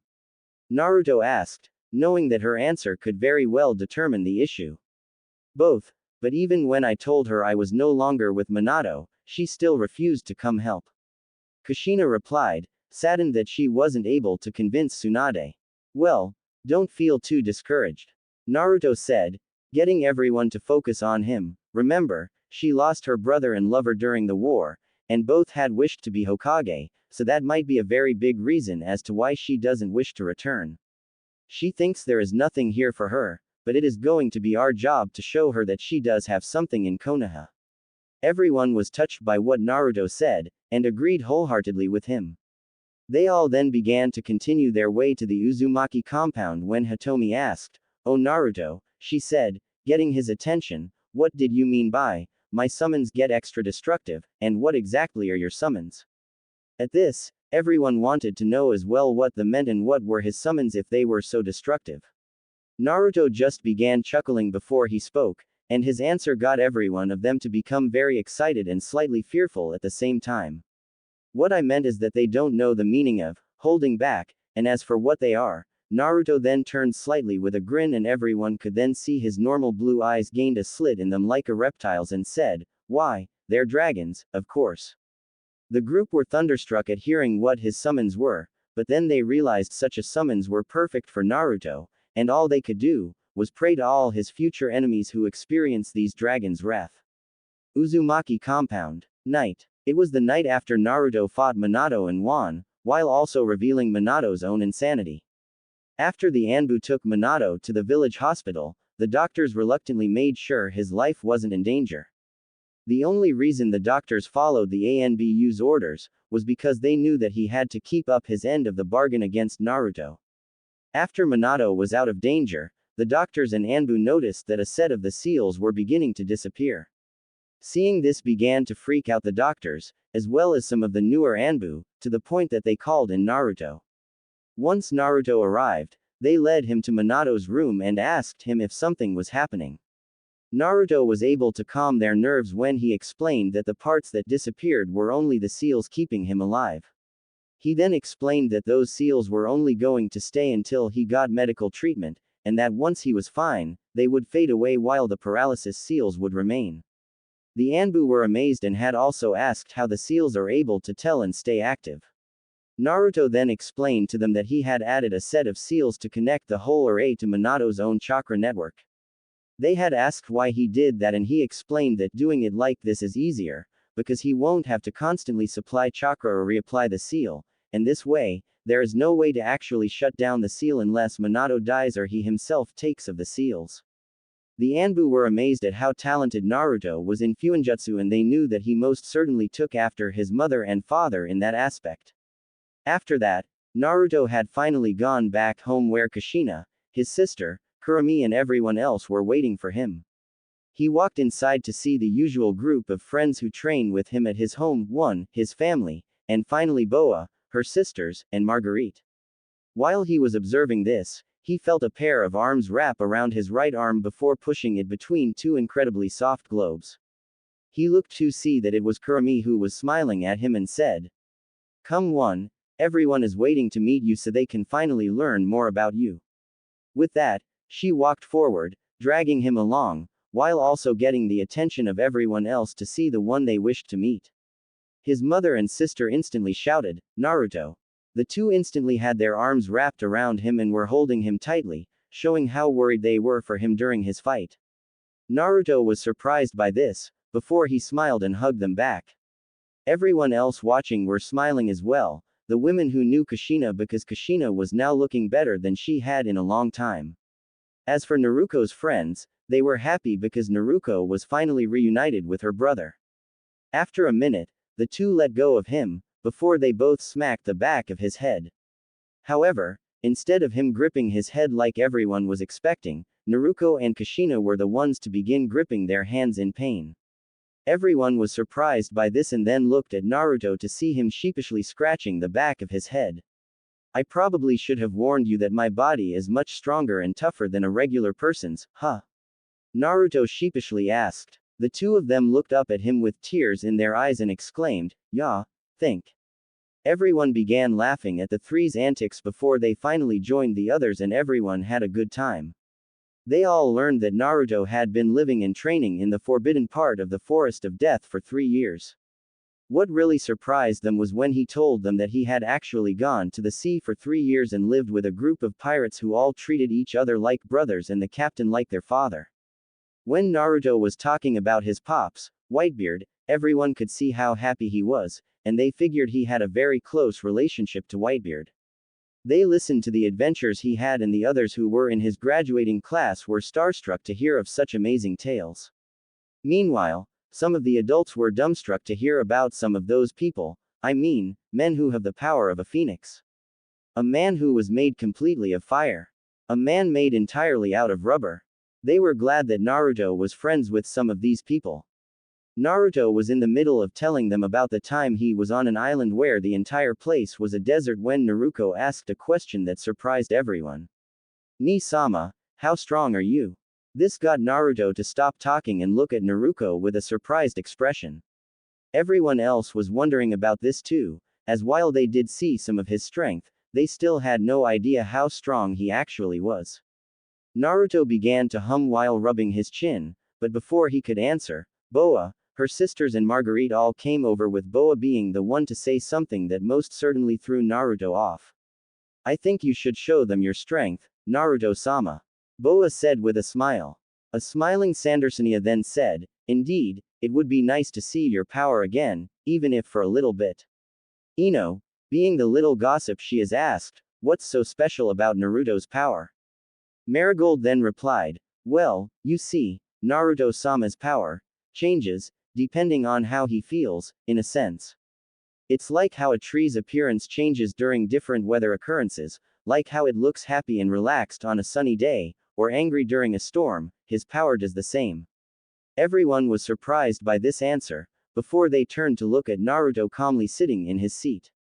They all were now very interested in how it feels right now, as they could understand what they sisters meant, as they all had felt the change when he was prepared for his match against Minato. Naruto scratched the back of his head and said, sure, I guess I could let some of it loose, but I don't really want the other ninjas currently in the village to freak out, or the civilians for that matter, since I am pretty strong. Everyone was now very curious as to how strong he is because if he was worried about everyone else in the village freaking out, then he must be quite strong. Kushina, Naruto, and Kurama then had a brilliant idea, and when Kurama and Naruto were about to suggest it, they were just a second too slow. What if you were to create a barrier in one of our training grounds to hide all presences inside? This way, we can see why they want you to release some of your power, and also during training, we can train harder since we won't have to worry about other ninja either. Kushina suggested. Everyone began thinking about it, and nodded their heads, as the idea had merit. The only question was, how strong would the barrier need to be? Before they could question it, Kushina found herself to be wrapped in two powerful arms while being lifted up and spun around. She looked and began to blush at seeing it was Naruto who was lifting her up while exclaiming, "You're a genius." Kushina was blushing a storm, while Kurama simply smiled mischievously and thought, looks like the mother loves her son as more than just a son, but I don't think she's ready just yet. Kushina mostly calmed herself down, as seen by the light blush still on her cheeks, and then she asked. Even if that is true, at that, everyone thought, she didn't even try and deny it. Why didn't you think of something like that? Surely you could have thought about it.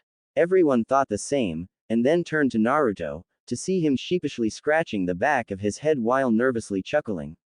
Well, probably because I generally had a lot on my mind and very little free time, which generally turned to either sleeping, training, talking with Pops, or traveling the seas by myself. Everyone shook their heads while smiling, since Naruto most certainly took after Kushina in that aspect.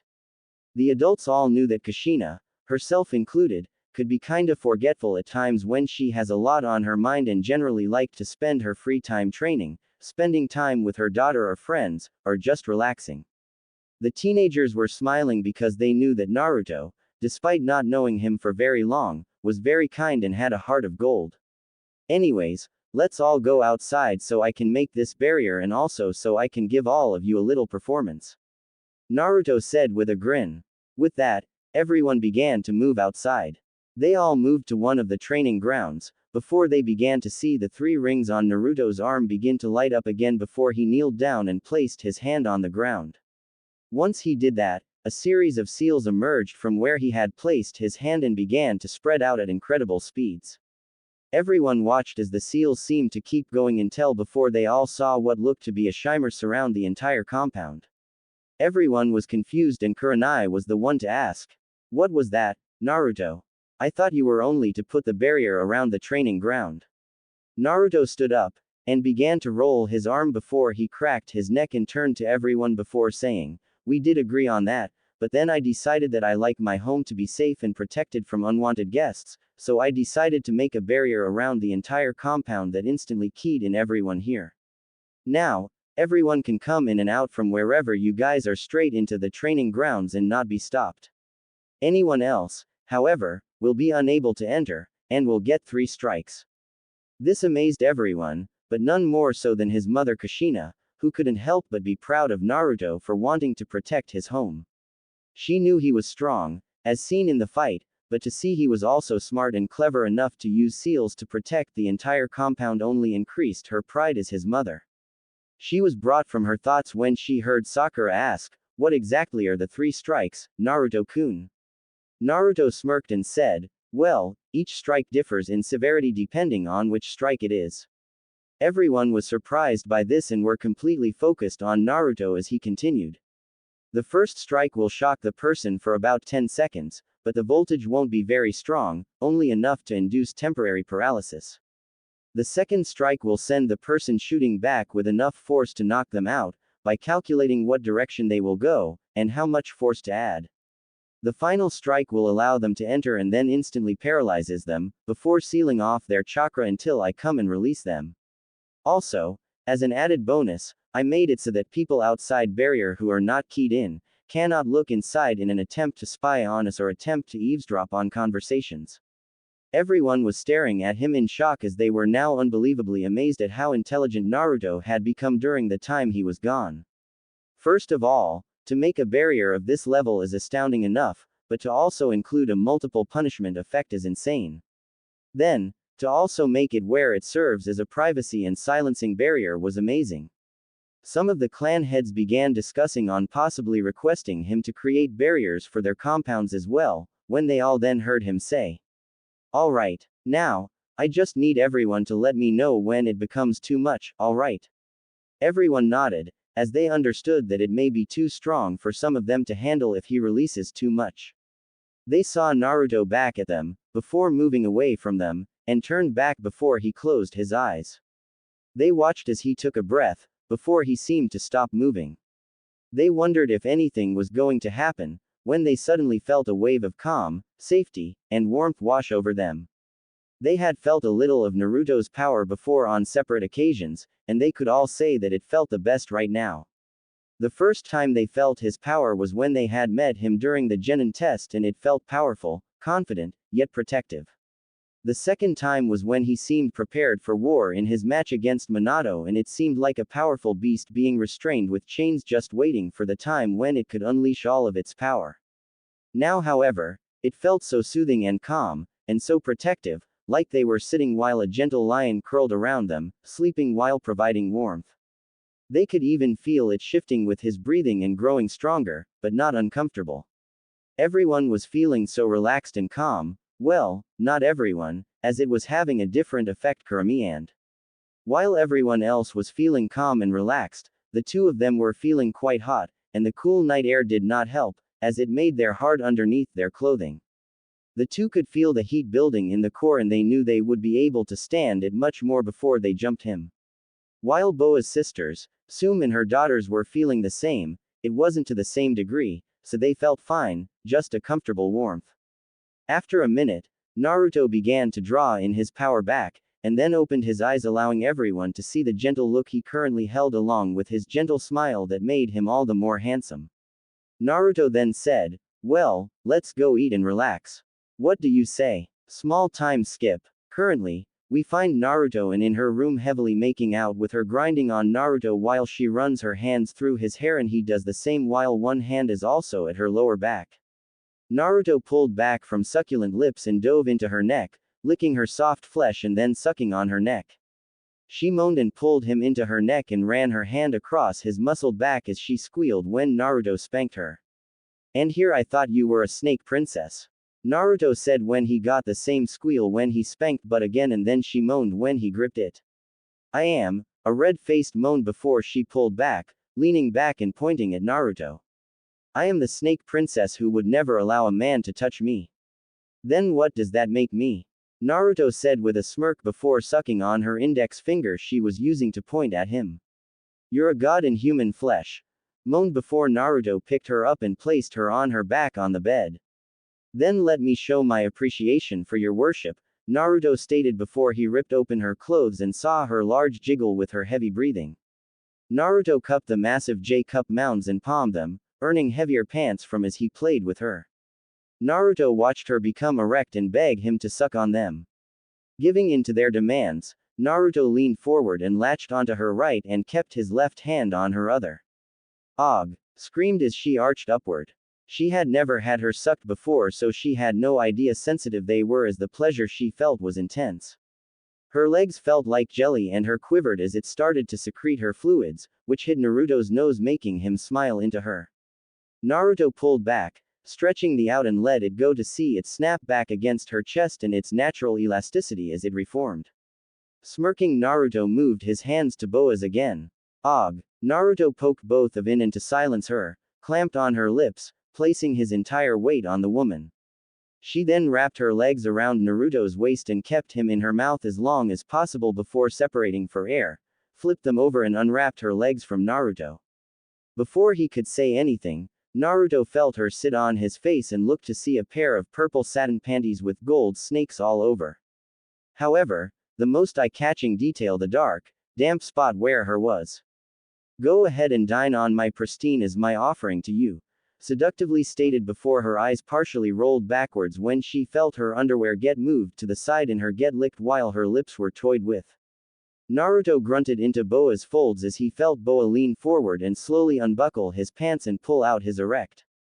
He moaned into her when he Boa's hot tongue run over the cap and lather it up as she went up and down.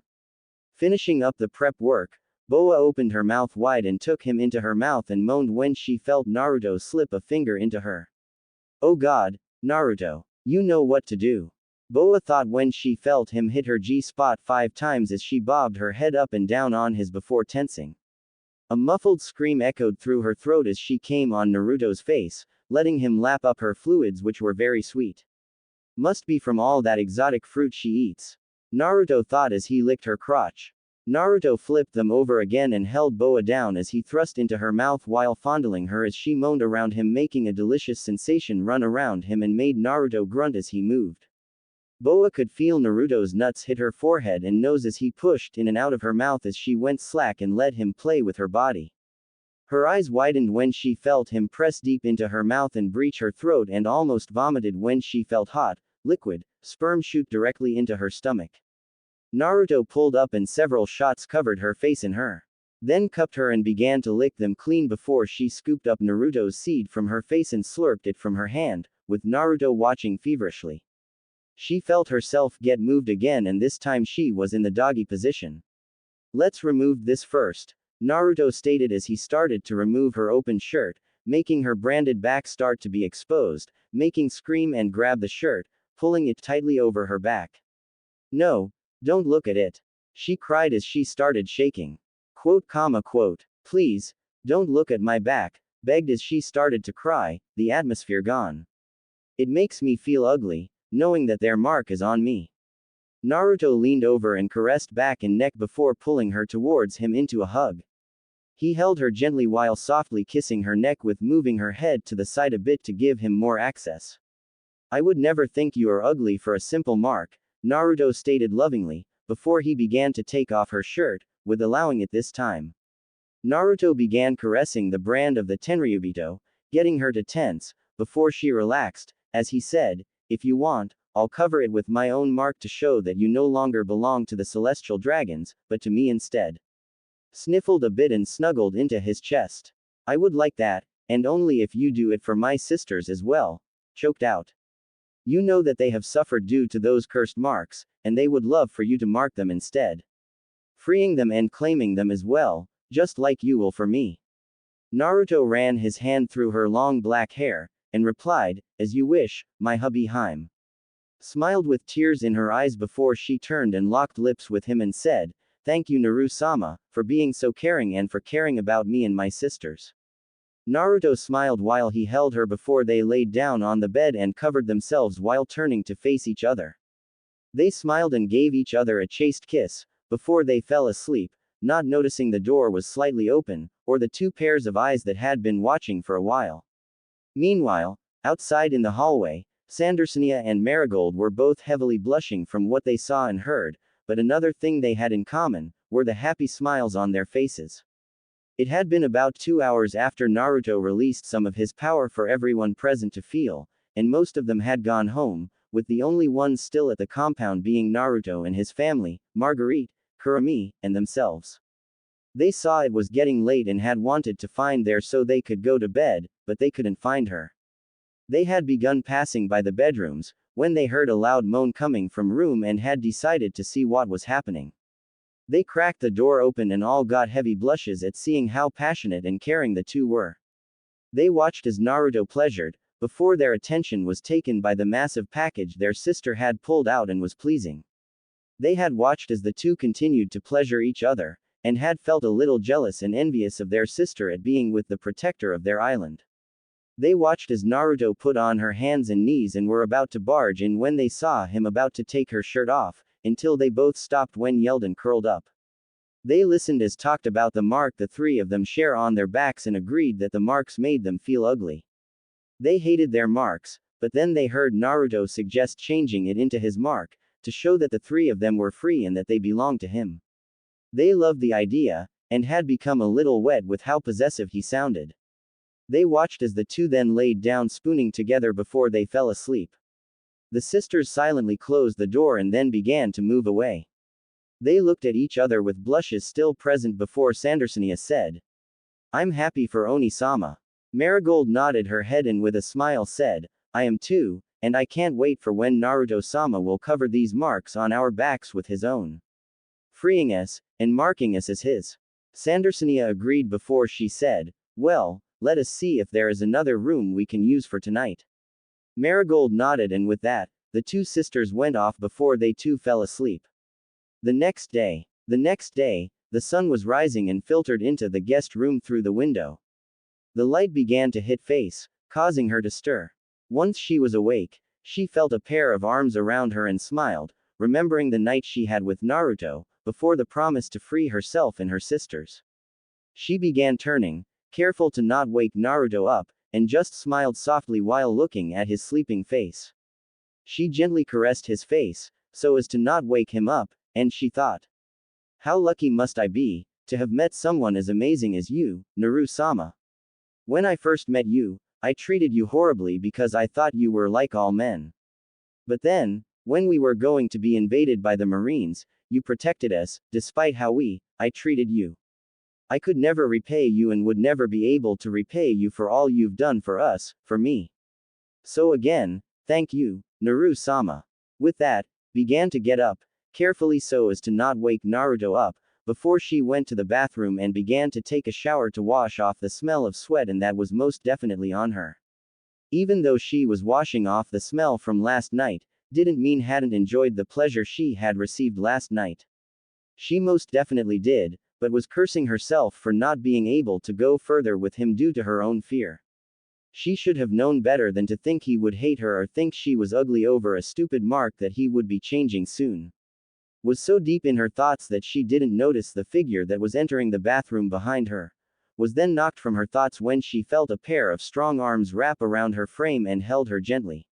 She turned her head to see that it was Naruto who was holding her. I was wondering where you went, since I didn't find you in bed this morning. Naruto said, also getting wet from the shower. Smiled before saying, sorry, I woke up before you this morning and I saw how peaceful you looked. So, I didn't want to wake you, and I wanted to take a shower to clean the smell of sweat off from last night before hopefully finding something to wear. Naruto gently smiled before he began kissing her neck, getting to lightly moan, before he said, "It's okay, but I wish you had woken me up. I would have liked to join you from the beginning, but entering halfway through is fine too. Keep that, in mind, for next time," said between moans. Naruto stopped his assault on her neck, getting her to calm down, before he said, "Alright, but for now, let's finish getting cleaned up before I give you some clothes to wear. It's a good thing I remember your measurements, otherwise finding clothes to fit you would a bit of a challenge due to these." Naruto then fondled a bit when he finished, getting her to moan again, before she turned and kissed him on his lips. She continued to moan, even into the kiss, because Naruto hadn't stopped fondling her, and she had started grinding her toned heart shaped into his crotch while her eyes showed little hearts in them. Naruto moaned as well as grew hard from the kiss, fondling soft, and feeling her grind her magnificent on him. This continued for a minute before Naruto broke the kiss, with a string of saliva connecting their mouths, showing they just had a tongue battle as well. "As much as I'd like to dominate you here and now," Naruto whispered into ear in a husky tone, with emphasis on the word, dominate, getting a shiver of excitement from, "This isn't the time or place befitting a Shichibukai, let alone the Snake Empress herself." Sighed, but nodded her head as she understood, and replied, "Yes, I agree, that this isn't the time or place befitting a Shichibukai such as myself, however," then turned towards him and said, "I expect to be taken on a proper date, where we can finally become one, as despite all the pleasure I receive from you being incredible, I would still like to properly become yours." Naruto nodded his head, knowing that wanted him to be her first to show she will completely belong to him, and answered, "I will try and find time to set up our date, but for now, have patience as I have a lot on my plate right now." Nodded in understanding, before they proceeded to finish their shower, before getting ready for breakfast. Naruto wore a simple pair of shorts and a muscle shirt that did nothing to hide his physique, while wore a t-shirt that was clearly bigger than her, and a pair of shorts as well. They entered the dining room and found everyone already up and eating breakfast. The two of them took their seats, and then began to eat along with everyone. Everyone was enjoying breakfast when Naruto said, "Oh yeah, Ka-san, make sure to get ready for a council meeting a little later." This got a confused look from Kushina and she asked, "What do you mean I need to get ready for a council meeting?" "What council meeting? Remember, the one I said I asked the Anbu to put together to figure out what to do for now, since Minato Tem is under lockdown." Naruto reminded his mother, getting Kushina to remember what he meant. "Right, I forgot about that. Alright, we'll get ready after breakfast so that we can get it over with," Kushina said, getting Naruto to nod, before she turned to her sisters and Marguerite and said, "If you four want, you can relax and do anything you want until we finish the meeting." The four looked at each other and thought about the offer before said, "That sounds fine, Kushina-san. Me and my sisters have been meaning to spend some proper time together relaxing." Then turned to Marguerite and asked, "What about you, Marguerite? Would you like to join us?" Marguerite smiled but shook her head and said, "Thank you for the offer, but I was actually planning on going with Kurami-chan and Naruko-chan. I wanted to see if I can possibly help Naruko-chan train in using haki." And her sisters nodded their heads, showing that it was a great idea. Naruko and Kushina however were confused on what this haki was, with Naruko voicing her thoughts. "What exactly is this haki that you're talking about training me to use?" Naruko and Kushina had both been expecting Marguerite, or one of sisters to answer, but to their surprise, it was actually Naruto who answered. Haki is a type of energy that can be found in everything as it literally means ambition, and everything has an ambition. However, there are actually not as many people as you think that can properly use haki. Naruto said, explaining the very basic information about haki to his sister, getting her and Kushina to look on in amazement as Naruto talked about haki. Naruto then continued, "Now, there are actually 3 types of haki, and you both have actually seen me use 2 of them already." This got the two of them to look at him in interest, and listened intently to Naruto as he began to talk about armament haki and observation haki. They listened to how observation haki was the form of haki that gives the user the ability to sense the presence of others, even if they are concealed or far away, and, if trained enough, the user would be able to see the path of an attack in order to dodge it instinctively. He then went on to explain that armament haki is when the user can invoke their spirit to create invisible or visible armor that can injure anybody, no matter what they do, whether it's turning their body into liquid, or having an intangible body, they will always be hit, and the pain is increased by a large amount. The two were amazed at even just two abilities and were wondering what the third ability was. Naruto then asked, "When were the times you used those powers, Oni-chan? 'Cause you said that we've seen them, but we still don't know what they look like." With Kushina nodding her head in agreement as she wanted to know when he used them. Naruto, Marguerite, and her sisters all simply chuckled, and Marguerite said, "Well, I would be very surprised if you had seen him using each or recognized it, seeing as haki is not performed or well known to the elemental nations." Hearing this got the red-headed duo to go wide-eyed, before looking at Naruto for confirmation and receiving it in the form of him nodding his head. Naruto then said, "She's right, haki is actually considered a myth or rumor here in the elemental nations. There are many islands out there that are just like ours where it would seem like they came out of stories of legend.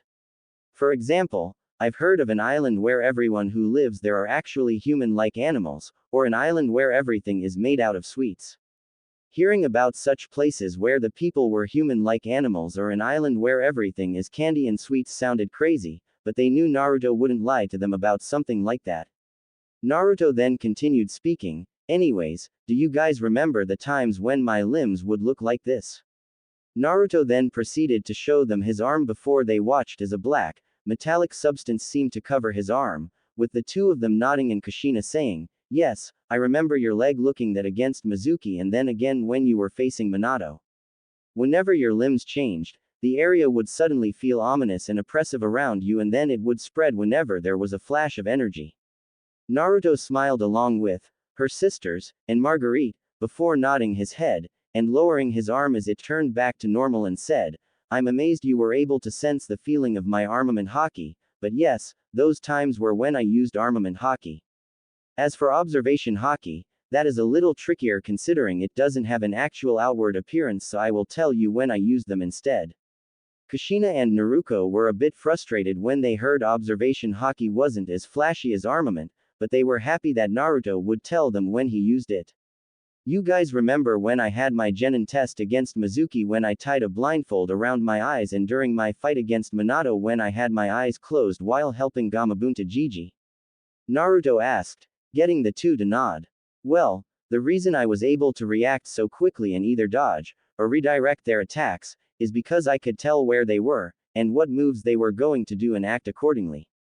You see, if trained enough, observation haki can even tell you what a person is going to do before they do it. It's kinda like seeing into the future a bit." Kushina and Naruto were awestruck at that. To be able to use one's spirit to attack others no matter what they are made of is amazing, but to also see into the future is absolutely crazy. Naruto, seeing their expressions, began to chuckle while the others began to giggle, causing Kushina and Naruto to blush in embarrassment from how they must have looked. Marigold then said, "Well, he's not wrong about observation haki being like seeing into the future, but trust us when we say it isn't. Observation haki only allows one to see the life energy of all things, or the intent of an object or person, allowing us to see the path an attack will take and react accordingly so we do not have to use more energy than necessary." "Thank you, Marigold. You four always could explain the fundamentals of haki better than I could," Naruto said sheepishly, getting the four Kuja warriors to blush, but smiled nonetheless. Naruto then turned back to Kushina and Naruto and said, "Now, training haki is extremely hard as it isn't like training a skill, or your physical body. Haki can be obtained by many different means. Armament is generally attained through training or when you are facing an opponent and you can't defeat them no matter what. However, you have to keep trying and keep getting back up, and it will be at the last moment when you are on the verge of passing out that you will feel it. The feeling of a sudden surge of energy and strength that is welled up inside of you, making you feel like you're about to explode, before you unleash it in one large attack. This is how awakening armament haki feels. The others can agree to this as well. Kushina and Naruto looked to the other 4 women present among them to see them all nodding in agreement at how it would feel like when armament is awakened. Naruto then said, the plus side is that the next day, you'll be able to actively and consciously activate whenever you need. Only thing is it also drains stamina faster than you would believe. Trust me, despite my already crazy stamina from being in Uzumaki, it did not help how tired I felt after using it for prolonged periods of time. However, just dedicate yourself to tougher exercises and training, as well as long periods of stamina training, and you'll be able to use it better. This got Kushina and Naruto to be surprised, but then nodded in understanding since it would no doubt be draining to use your own spirit to empower your attacks. Naruto then continued, now, training observation haki is actually much easier, as you just need to dodge apples, tomatoes, water balloons, and toy balls while blindfolded. This is meant for you to try and sense the attack before it reaches you, and let your instincts tell you to dodge instead of counter. Doing this for a while will get you used to sensing the energy or intent of an attack, so you can then use observation haki instinctively instead of having to always stop. Anyways, Ka-chan, you and me have to get ready to leave as we have to go to the council meeting. Kushina nodded her head and both she and Naruto got up to get ready, before Naruto remembered something and decided to ask, Oni-chan, what about the third type of haki? What is it? Naruto stopped moving and turned back and said, the third ability of haki is called, Conqueror's Haki. It is an ability that only 1 out of several million people are born with this ability. It cannot be attained through training, nor can it be attained because you want it. It can only be obtained in situations that pushes one's emotions to the extreme. This ability allows for whoever has it, to exert their will over others, and the stronger your will, the more powerful your Conqueror's Haki becomes, allowing you to instantly knock out enemies who have weaker wills, or cause an opponent to stumble. There is also a belief that whoever has this form of haki has the qualities of a king. Naruto and Kushina took this information in and were shocked by it, as well as the belief for those who have this type of haki. Naruto then asked, do you have this type of haki, Oni-chan? Naruto then smiled at her and said, yes, I do. He then turned to and said, has it too? Their attention turned to, who blushed a little at the sudden attention before she nodded, confirming that she had it. Anyways, we really have to get going now or we're going to be late. Naruto said, getting Kushina to realize he was right before they hurried off to get ready, while Sandersonia and Marigold relaxed at the house and Marguerite took Naruto out back to start her training in observation haki first, since it was the easiest in terms of which to awaken, also making armament haki easier to awaken. Once the two got ready, they left the house to head to the council meeting. As they made their way, Naruto heard some rustling coming from an alley they were passing by and stopped. This got Kushina's attention as she stopped to see what was wrong, before she heard the rustling as well, and they both turned to see what was going on. And what they saw pissed them both the off. Right in front of them was Anko Mitarashi being held down, while gagged, by 3 male Junin who were all sporting lecherous looks. Naruto and Kushina were wondering why she didn't flare her chakra or fight back, but that was when they both saw the chakra suppression tag on her, keeping her from accessing her chakra. Anko then saw the two of them and sent them a pleading look. Before Kushina could even move from her spot, Naruto had already appeared between Anko and the 3 Junin. This caught the Junin off guard as they hadn't expected Naruto to just appear out of nowhere. Using this opportunity, Naruto quickly and lightly jabbed each of the Junin, causing each of them to hit the floor without too much damage done physically, but more to their pride. Naruto, not caring for the 3 Junin, turned to face Anko before moving closer to her and kneeled down. Before beginning to undo all of her restraints, the gag, as well as the chakra suppression seal. Are you alright, Anko? Naruto asked. Anko nodded before saying, yeah, I was just caught by surprise by the 3 stooges over there as I wasn't expecting to be grabbed in the middle of the street and dragged into an alley. Naruto narrowed his eyes before he turned back to the Junin when he heard them groaning while getting they turned towards him and began glaring. Well, look who it is, the demon brat, one of the Junin said. Naruto just scoffed, while Kushina came over and moved to Anko, before he said, "Really? You still believe that I'm the Kyuubi even after everything that was confirmed during my match against Minato Tem?" Another one of the Junin then said, "Please, like we would believe you. You must have done something to Hokage-sama in order to make him seem crazy, while also covering up that you're a demon." Naruto just face-palmed while groaning and said, "Wow, there must be some real idiots in the village if you still believe that." This pissed off the three Junin, as can be seen when they began glaring at Naruto, with Naruto himself just standing there with his arms crossed. They then launched themselves at Naruto with kunai drawn, but simply evaded each of their attempts, before he then grabbed one of their kunais when they swung at him.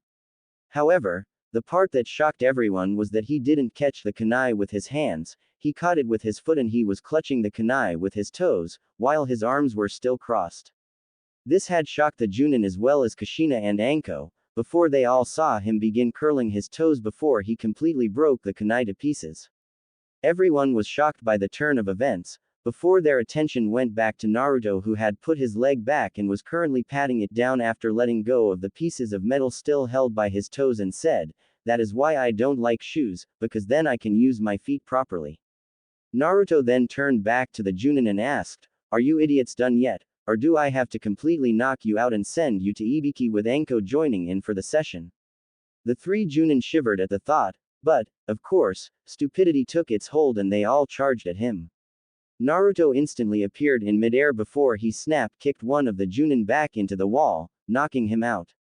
One of the remaining conscious Junin tried to attack him from behind, but found his kunai shattering upon impact with Naruto's neck, which now had a black, metallic substance covering it. Naruto then proceeded to backhand to Junin, breaking his jaw, as well as knocking him out from the impact. Naruto then turned to the last Junin to see him completing a set of hand signs before he exclaimed, "Kaden, Gokaku no Jutsu." With that, the Junin blew out a massive fireball that grew to be almost as wide as the alley, and it was on a direct course for Naruto, Kushina, and Anko. Naruto knew that if he chose to dodge, the fireball could hit Anko and Kushina, but he wouldn't dodge. He had decided years ago that, just like his pops, he would face everything that came at him head-on. So Naruto pulled his right arm back, before he summoned a white bubble of energy, and let rip. The resulting counter caused the fireball to get blown back towards the Junin who launched, who was too surprised by the counter to move, so he took the full brunt of the attack, causing him to burn and scream in agony, before he dropped to the ground silently, as he died.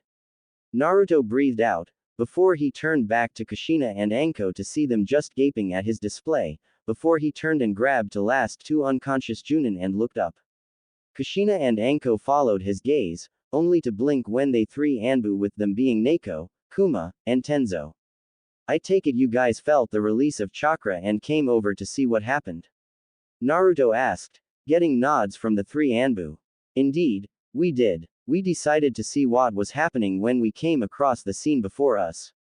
"So what happened?" Neko asked. With that, Naruto, Anko, and Kushina began to explain what happened to Neko. While this was going on, Kuma and Tenzo took the two still-breathing Junin into custody, leaving Neko to get the story.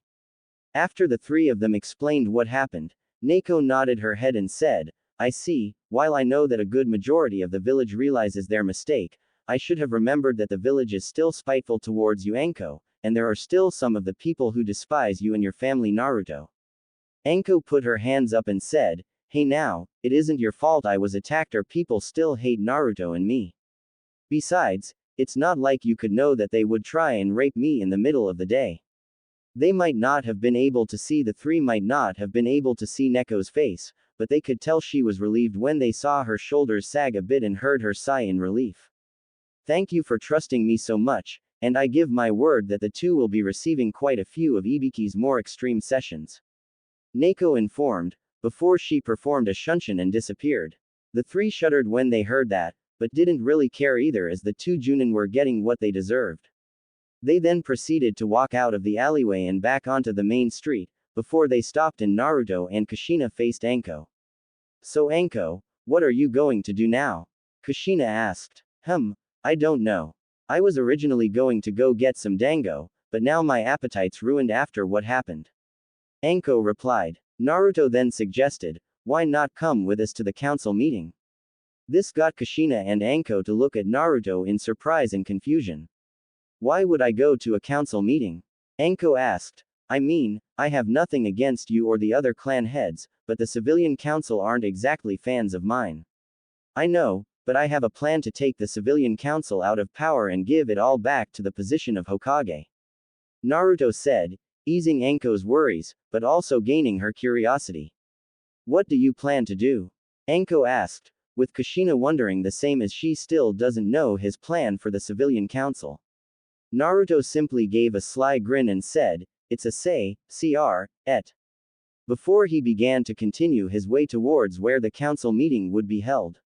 Anko and Kushina looked at each other, before shrugging as they knew that Naruto would never reveal a secret unless he had to. With that, they caught up to Naruto and they all continued their way to the council meeting. Meanwhile, Uzumaki compound. While Naruto, Kushina, and Anko made their way to the council meeting, Naruto was being trained by Marguerite to see if they can unlock her haki. Currently, we see Naruto standing in the middle of the training ground with a blindfold over her eyes. Naruto was confused so she asked, why am I blindfolded, Marguerite? Marguerite replied, because, this is training. For observation haki, you have to get used to sensing the life, energy, and intent of everything around you, or in this case, the intent of my attacks.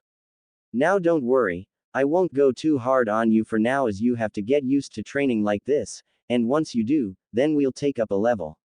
Marguerite then got in a stance and asked, are you ready? Naruto got into her own stance and replied, I'm ready. As soon as those words left her mouth, Naruto felt a punch to her stomach, causing her to double over while clutching her stomach. Marguerite saw this and her eyes widened as she immediately began apologizing. Oh, I'm so sorry. I didn't mean to hit you that hard. Naruto raised her hand and slowly began to get up while also taking off her blindfold. She managed to sit up and looked at Marguerite and said, it's fine. Cough. I just didn't expect you to pack that much of a punch. Again, I'm so sorry for that. I forgot that in order to properly use haki, a person's body must be strong enough to properly use it. So as Kuja warriors strengthen our bodies with training to properly use haki. Marguerite informed Naruto, getting Naruto to look amazed. Wow, I didn't know that you needed to have a strong body to be able to use haki. Naruto said. Marguerite looked sheepish before saying, actually, you don't necessarily need a strong body, but it helps you increase your haki strength and increase your control over haki. Naruto was surprised by this and said, wow, so what kind of training did you do? Funny thing, Naruto-sama actually helped train some of us, so me, the others here, and some from our island are actually stronger and faster than the others. Marguerite replied sheepishly. Naruto had wide eyes, as she heard this. She never would have thought that her brother had helped an island of warriors train to become even stronger than they already were. Wow, that's amazing. So, Oni-chan actually trained some of you? Naruto asked. Marguerite gained a fond smile and nodded while saying, yes, he did. At first, he started with seeing how strong we were, before he then gave different groups that he made workouts, and gave specific goals to pass. He told all of us, once you pass that goal, you can then move on to the next group's workouts, and once you complete all of the workouts, then try and use your haki. As everyone began to do their workouts, Naruto-sama took me, a couple others from our island, as well as Boa-sama and her sisters and trained us personally. When we asked why he decided to train us personally, and he said it was because we were already strong enough that we didn't need to do the workouts or exercises. Naruto didn't think it was possible for her Ni-chan to become even more amazing than he already was, but this story from Marguerite has proved her wrong, as her brother not only protected an island but also trained them to be even stronger. Naruto then smiled and said, wow, and to think that just when I thought my Ni-chan couldn't get any more amazing. Marguerite smiled and was about to answer, before she was interrupted, there is always a way for Naruto-sama to be more amazing. So never think that Naruto-sama can never get more amazing. The two turned to see Boa standing there with a soft smile adorning her face. She was currently wearing a purple Chinese-style dress that had gold trimmings. It hugged her body and showed off her curves, while she had her hair in a ponytail and was wearing a pair of purple high heels. Her sisters were coming up behind her and both had decided to change their outfits as well. Sandersonia now wore an emerald green skirt and a tube top that was designed like her animal skin top that she had been previously wearing. She was also wearing her high-heeled boots, and she was wearing a vest similar to Naruto's but it was forest green with white trimmings instead. Marigold was wearing a red kimono blouse with yellow trimmings and was also wearing a pair of Anbu pants and some sandals. Wow, you three look amazing, Naruto said, with Marguerite agreeing.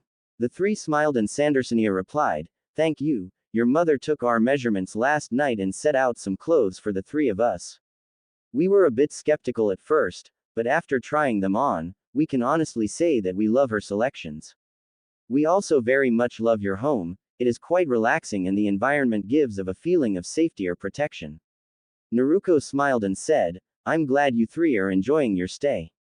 Though, it'd probably be better without a majority of the civilian council trying to wrestle with politics and Ni-chan for you three to become Sasuke's wives and most probably breeding stocks."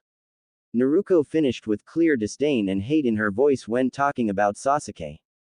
The other women cringed, especially and her sisters, as they remembered their past and how they would have been captured again, and most likely used as toys along with the rest of their island being captured and used as well. However, they didn't have to suffer that fate thanks to Naruto-sama protecting their island. They would never be able to repay Naruto even if they were to serve him or die protecting him, it wouldn't be enough, because he had protected them from a fate worse than death. Shook her head and said, "Anyways, it looks like you need your body strengthened a bit more before actually beginning to try unlocking your haki." She then turned to Marguerite and asked, "Do you remember the exercises that Naruto-sama assigned as training for everyone on the island?" Marguerite nodded her head and said, "Yup, I remember what the exercises were, and how much weight was needed as well as each goal." Nodded her head and said, "Good, then I would suggest starting her out with those, just so that she can handle your strength, and it will be beneficial since it will provide better control over her haki." With that the three sisters began to walk away, leaving Marguerite and Naruto to get back to their training.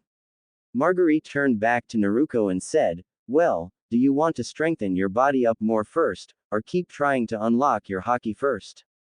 I would do my best to hold back some more so you don't feel as much pain but can already see you would prefer I not hold any more." Naruto began giggling and said, "Am I that predictable for you to tell which I would prefer?" Marguerite joined the giggling while shaking her head and said, "No, it's just that you and your brother are so much alike, since, when Naruto-sama asked us for training, he also asked that we don't hold back at all, saying, if I can't take a little pain, then how can I get stronger?" Naruto then nodded her head, and said, "That sounds like something he would say alright." She then stood up along with Marguerite before saying, "Alright, let's get back to training as I want to unlock my haki first before strengthening myself up." Marguerite nodded and tied the blindfold around Naruto's eyes again, before the two of them took their stances. With that, they began training again, with Naruto thinking, "I'll get strong enough to stand by your side Oni-chan, just you watch."